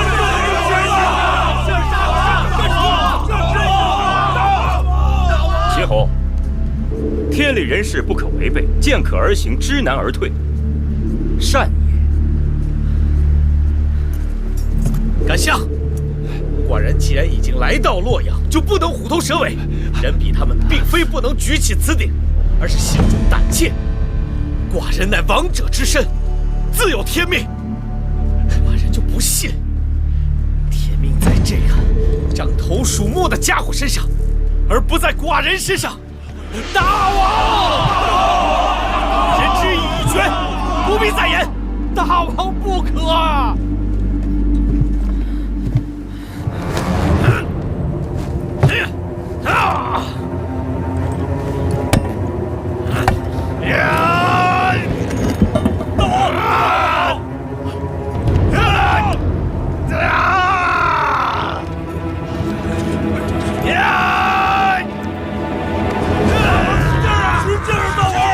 神力呀！大王威武！大王威武！大王威武！大王神力呀！大王威武！大秦威武！大王威武！大秦威武！大王威武！大秦威武！大王威武！大秦威武！大王威武！大王威武！神力呀！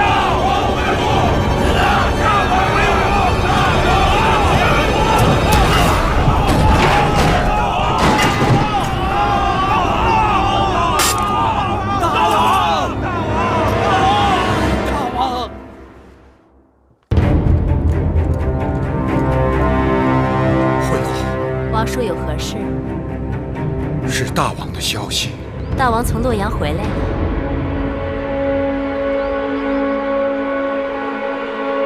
大王怎么了？大王在洛阳举鼎，身受重伤。大王没了。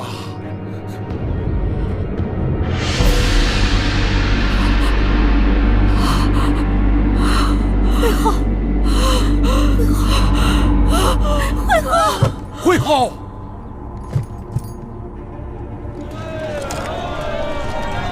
新鲜的青菜，开铺，米糕啊，新鲜的青菜啊，热乎的米糕，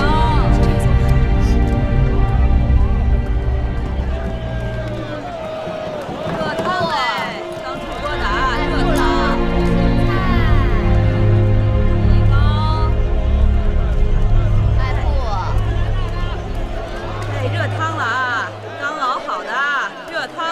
热乎的，来尝尝吧。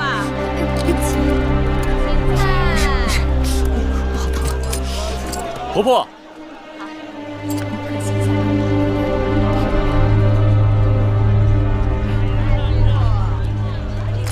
婆婆，一成老爷，一成老爷，灵儿姑娘，你怎么也在这儿呢？国相夫人要我把那个给慕容夫人做针线的绣娘寻出来。听说那个绣娘好像住在西市，所以我到这儿来碰碰运气。义成老爷到这儿来，难道也是给国相夫人办事？啊，不是。哎，婆婆，我约了好友在前面酒铺喝酒，没想到灵儿姑娘也在这儿，这不巧了吗？你看。既然义成老爷公务繁忙，那灵儿就不打搅了。哎，好。热汤啊，热汤！原来你就是那个敢于刀口舔血的义成。皇爷久闻大名，失礼失礼。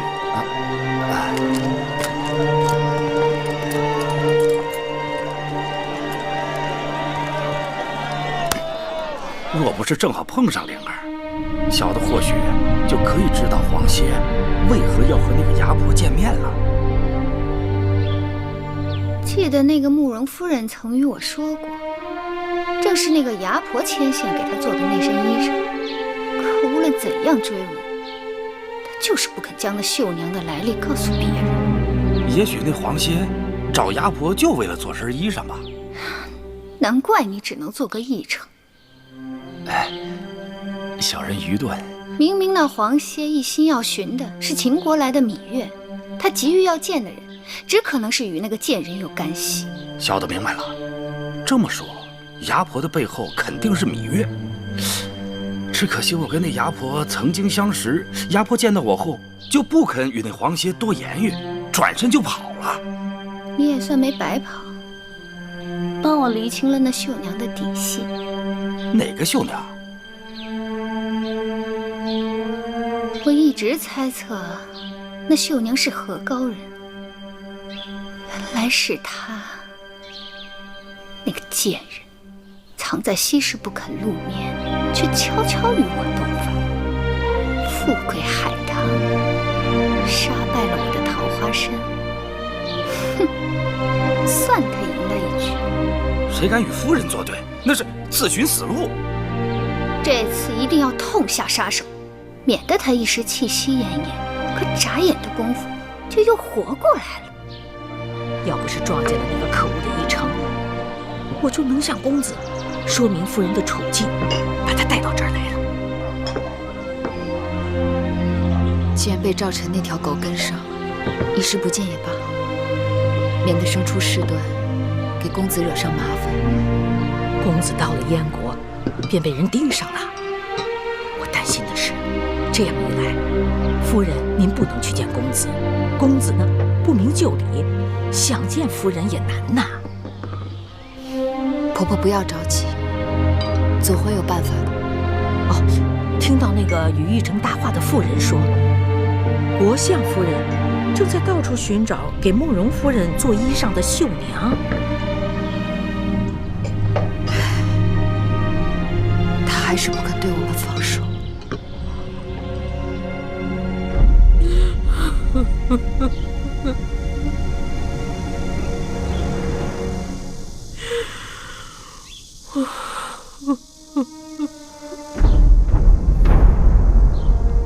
大王已被定下谥号。什么谥号？大王一生好武，所以美视为武王。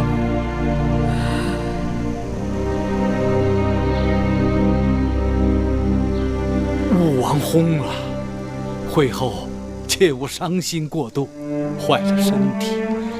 大秦还需要会后整操国事。我怎能不伤心？我儿风华正茂，却在洛阳举鼎身亡，这都是人比、孟本、乌霍这些乌合之众蛊惑怂恿的结果。武王过于崇好力士，罗织宠用，才使得这些人无法无天。先王去世，把我儿交于你们辅佐。王叔若能时时指点提醒，也不至于有今日之事。会后，乌霍等人确实罪不可赦，如今已经被关入大牢，只待朝廷依法定罪。还等什么？传旨下去，车裂乌霍，腰斩人比，狐朋孟本，3人歼灭9族。是。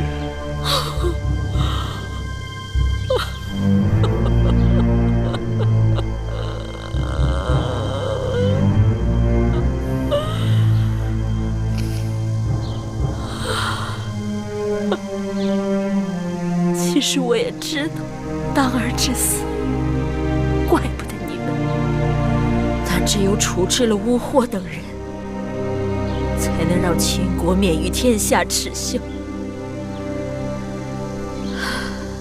眼下重中之重是大秦的王位，国不可一日无君。会后说得对，武王无后，生前又从未提及储位之事。武王有兄弟10几人，大都各有封地兵马，这让朝中重臣难免担忧。国家大事，非我一深宫妇人可妄言。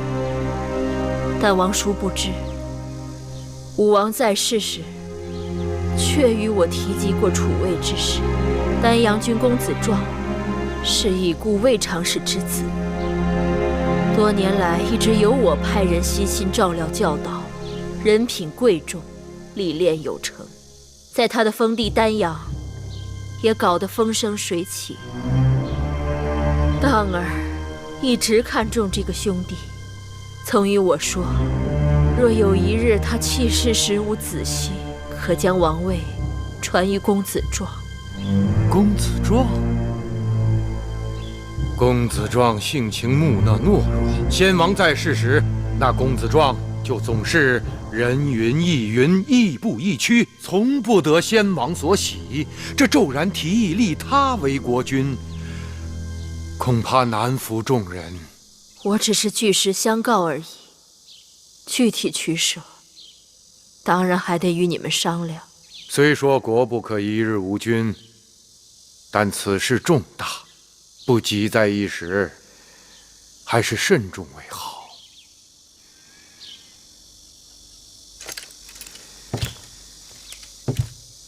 老臣在前朝还有政务打理，就先告退了。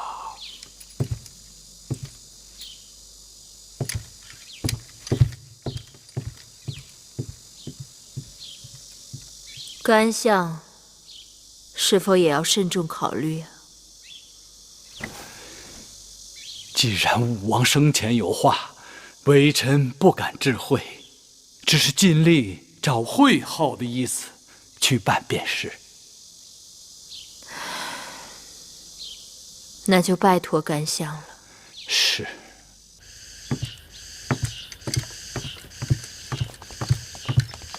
楚离子，武王后，魏夫人。王叔留步，魏仪有一事请教。夫君薨了，这国事都有劳王叔主持，可这王位空置也不是长久之计。不知这新王继位一事何时会有着落？武王后尽可宽心，秦国国君受之天命，都会按照祖宗的规制去办。什么规制？国君薨了，若有太子，则太子继位；若无太子，则后嗣继位；若无后嗣，则……这就对了。都说王叔耿直忠厚，定会秉公办事，果然不错。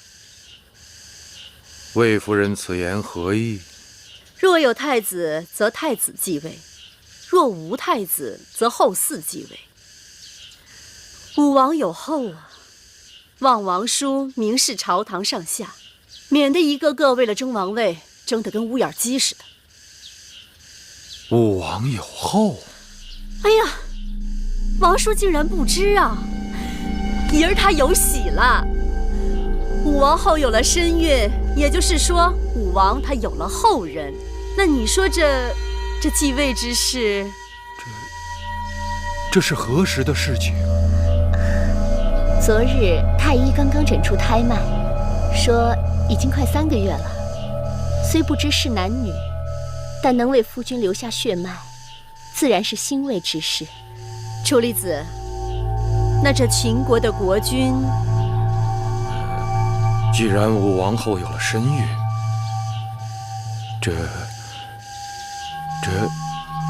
这继位之事，自当慎重而为。有劳楚离子。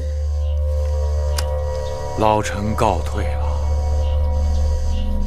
魏仪有了身孕，武王后有了身孕，这立新君一事不得不缓上一缓了。为何要缓？这有了后嗣，按照规制，甘相糊涂。后嗣指的是男儿，就算武后有孕，男女未知。再说妇人产子，九死一生，其中变数极大。但王位空置，引得众公子垂涎觊觎，随时可能因互相争执而引发战乱。正是因为如此，微臣才劝会后要三思而行。诸公子得知武王猝死，个个拥兵自重，蠢蠢而动。其中实力最强者为公子华所部，还有几位公子和他结成死党。而武王后和魏夫人背靠公子华的实力，借助腹中胎儿指令天下，轻而易举便可与惠后抗衡。既然公子华是根扎手的刺，为何我们不想法子拔掉它？难啊！公子华身为长子，又有军功在身，就算有的公子们心里不服，当面也要忍气吞声。哼，制服这种人，得用巧力。我听说当年齐景公手下有3壮士，力大无比，难以辖制。齐景公将2个桃子赐给3壮士，3壮士因相争而……惠后堪称足智多谋。除此之外，既然眼下王位之事是重中之重，干相就不担忧宫外面的那个东西。什么东西？干相不会不知道先王去世之后宫中的谣言吧？惠后说的是先王遗诏。微臣当时也有些顾忌，不过追查了那么久，没有任何眉目，或许就是个谣言吧。可我越来越相信，那东西真的存在，还没出来，只因时机未到。惠后断了邢夫人的年俸，她竟然宁可自己开荒种菜种粮，也不肯离开北郊行宫。她死守在那里，难道就是为了守一个承诺？她是在等承诏的人出现，那诏书才有用。这么说，要看紧尹夫人才是。老臣立刻派禁军将北郊行宫围起来，看那尹夫人还有什么手段可耍。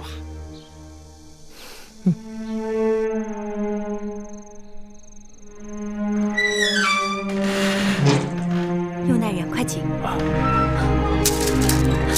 来了，夫人，宫外都被封锁起来了，你是如何进来的？那惠后也不可能一手遮天，禁军中好歹有几个是我自己的人。你快坐下吧。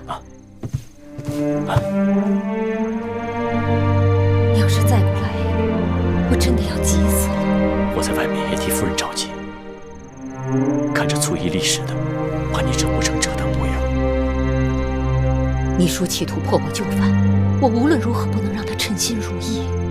你贵为大清公主，却受如此百般折磨，如今连走路都不灵便了。病痛只是小事，眼下大清危如累卵，险象环生，是你我该把芈月和公子季请回来的时候了。但此事干系重大，需极为谨慎。若万一走漏了风声，夫人性命堪忧啊！我活到今日，早已把生死置之度外，受人之托，忠人之事，你赶快回去准备马匹行装，日服夜行，千万不能让他们盯上你啊！快走吧。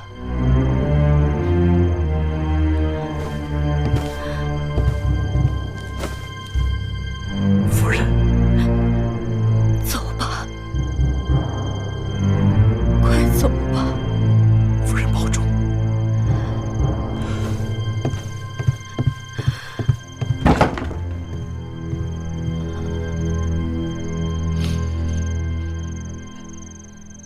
天这么热，还要绑这么个累赘，烦死人了。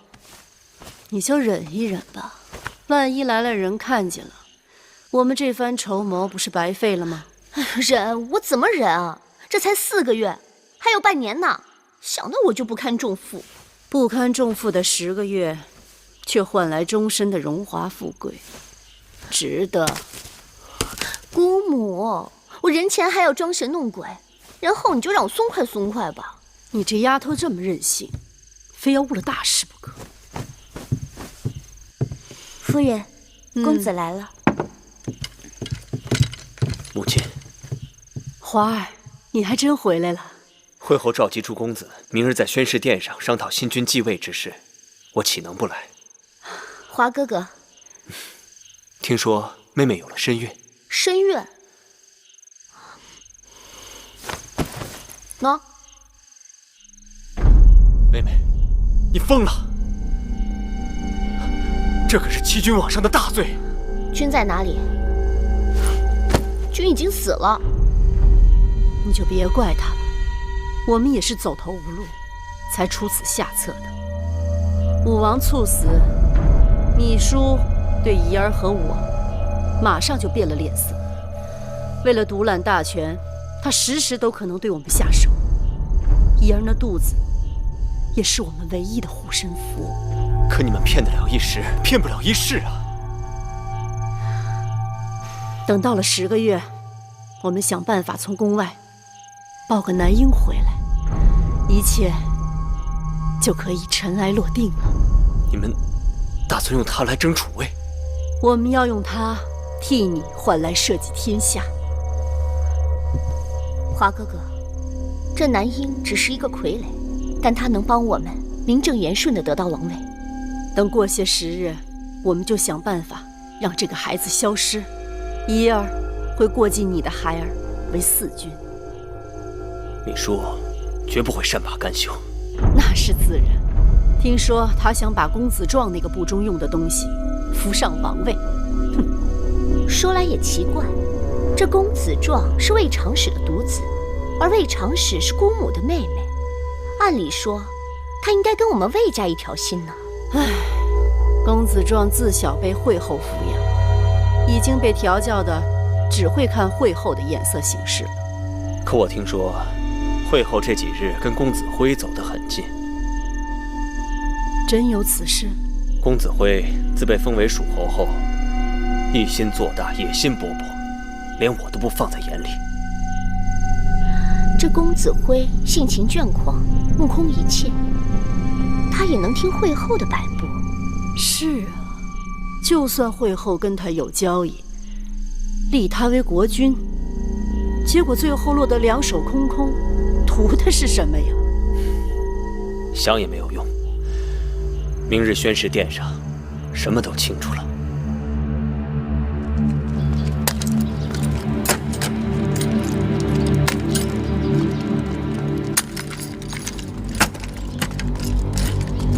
请公子谢见。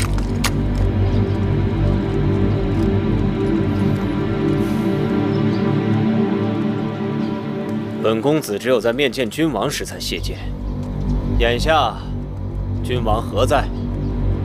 滚开！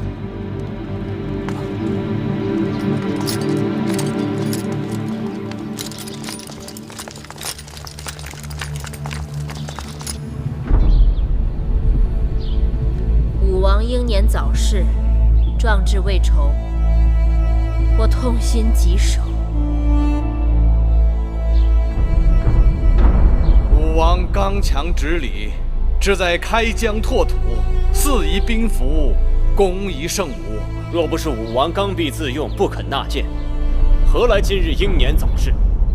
诸国都已在暗自窃喜，肆夷宾服、攻夷圣武等美事之词，就不要再提了。公子华，武王尸骨未寒，你为人臣子，应遵本分。身为武王兄长，你可知隐君之过，不可非君之道理？行出于己，名生于人。以大行受大名，细行受细名。光武王一个武字，便知他生前是如何行事了。我只不过是在提醒诸位，该彰善淡恶，为后世戒。这大殿上坐着的公子，都是先王的骨血。难道只有公子华能说会道？别的公子就无话可说了吗？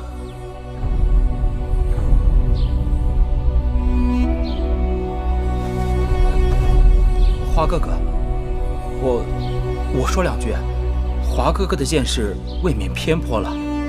那武字也有威强敌得、克定祸乱之意，明明是夸之多穷之武。创帝，不用遮遮掩掩。公子华，你太过分了。就算武王有所不是，但他仍是你的兄弟，是我大秦的先王。更何况这朝堂之上，皆是我秦国重臣。有你这样说话的吗？你是何人啊？哦，原来是小小属侯，一无公标青史，二无积德累善，你算老几呀？你再说一遍！再说一遍又如何？哎，今日请诸位公子在朝堂议事，是为了社稷国本，不可意气用事，因小失大。好了，你们都是兄弟，不要为了小事伤了骨肉情感。这几日暑气重，我亲自酿了一些蜂蜜酒，用冰镇好了，放在大家眼前，来，都尝尝吧。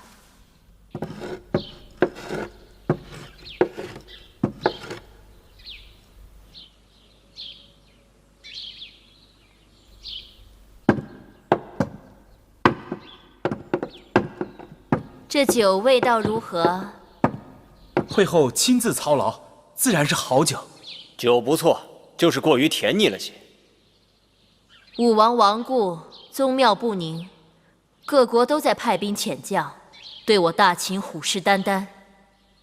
这楚魏之事是当前大事，各公子都有何高见？这些年一直是由惠后协理武王掌管朝政。楚魏之事，自然还是惠后说了算吧。武王后已有身孕，按规制，王位应传于武王后嗣。难道此事也有异议？武王后有孕，自然是喜从天降。先且不说生男生女，这武王后临产还有大半年的光阴，王位不可空缺。我看不如先将王位定下来。待武王后产下王儿，再将王位传给武王后嗣。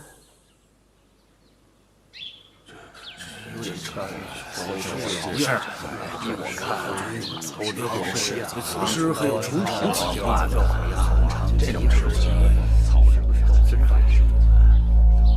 此事还需慢慢商议，不急在一时。来来来，去火气。你不提我还忘了，佳酿还需鲜果陪衬。我听说宫中果园里桃子都熟了，令人采摘了一些，怎么还不送来？怎么回事？难道桃子没有了？禀惠后，桃子有是有，只是今年逢小年，园子里的桃子结得稀疏细小，端上来，只怕会败了众人的兴。世间万物皆由天赐。应当常存感恩之心，哪有那么挑剔？都端上来吧。是。上桃。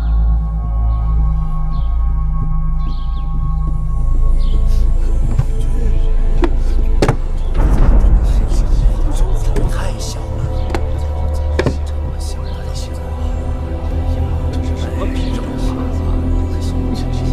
这果子看着是小了一些。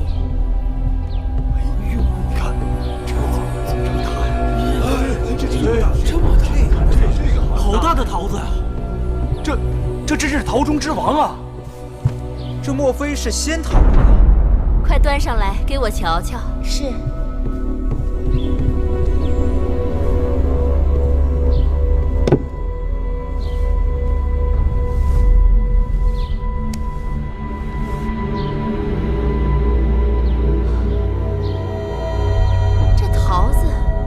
如此不同。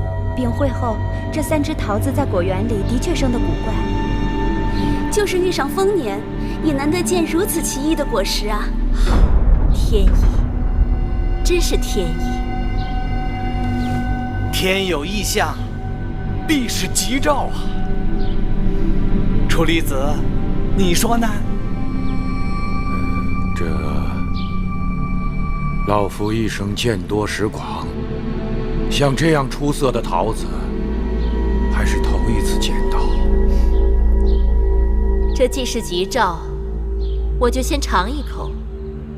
但愿它能够为我大秦带来些好彩头。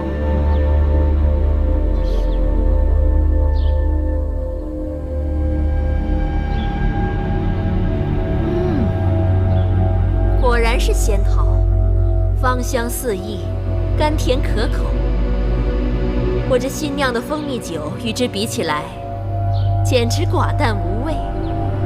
我这儿还有2个仙桃，可不能一人独享。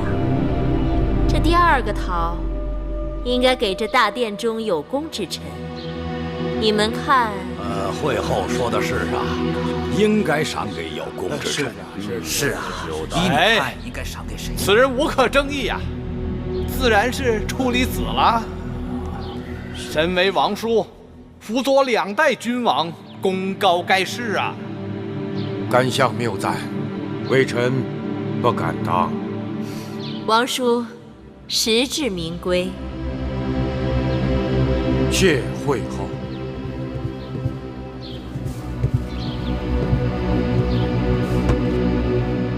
国有国运，照理说这第3个桃应该留给秦国的新国君。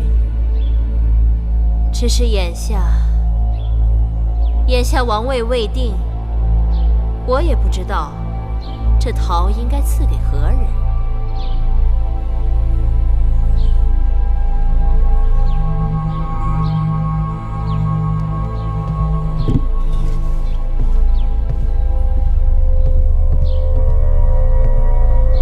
既然只有1个桃子，那不妨大家论功行赏。华哥哥说的有道理，可这大殿里的人谁也没有功劳啊！只论功劳，不论德行，这有违君子贤臣之道啊！在下蜀侯嬴辉，早年曾随武王和甘相安邦定国，汗马功劳。封侯后悉心管理巴蜀，保境安民，百姓安居乐业。巴蜀兴，秦国兴，这个桃自然应该是归我。公子辉当众招得表功，可惜功劳却寥寥无几。征讨魏国，谁是监军啊？函谷关大战你又在哪里？北扫一衢，西平巴蜀，东出函谷，南下商於，战战都有我嬴华的心血。这大殿上的诸位公子，哪一个敢说他在大秦的功勋册上能与我平起平坐？没错，大哥身为长子，战功赫赫。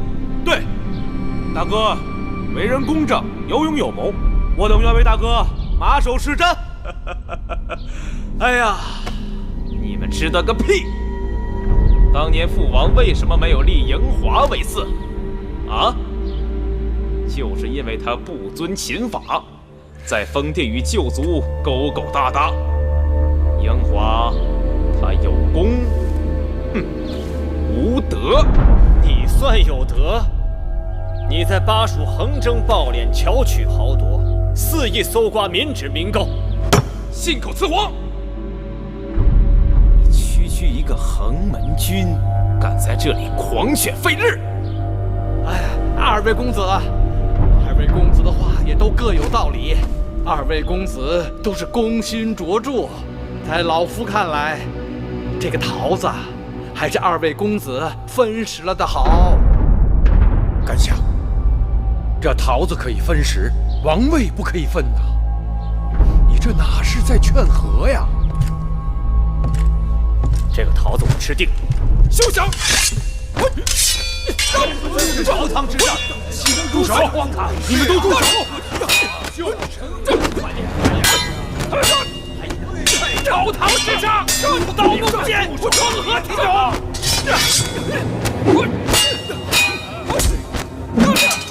来人，把他们都给我拿下！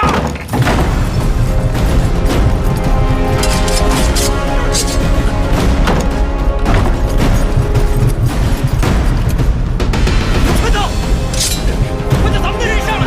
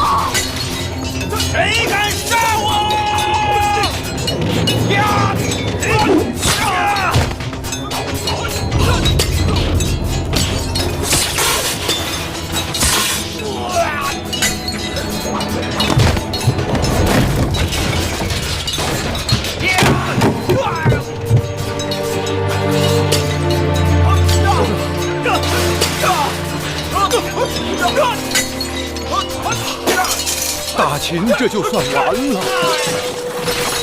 完了！大秦这就算完了。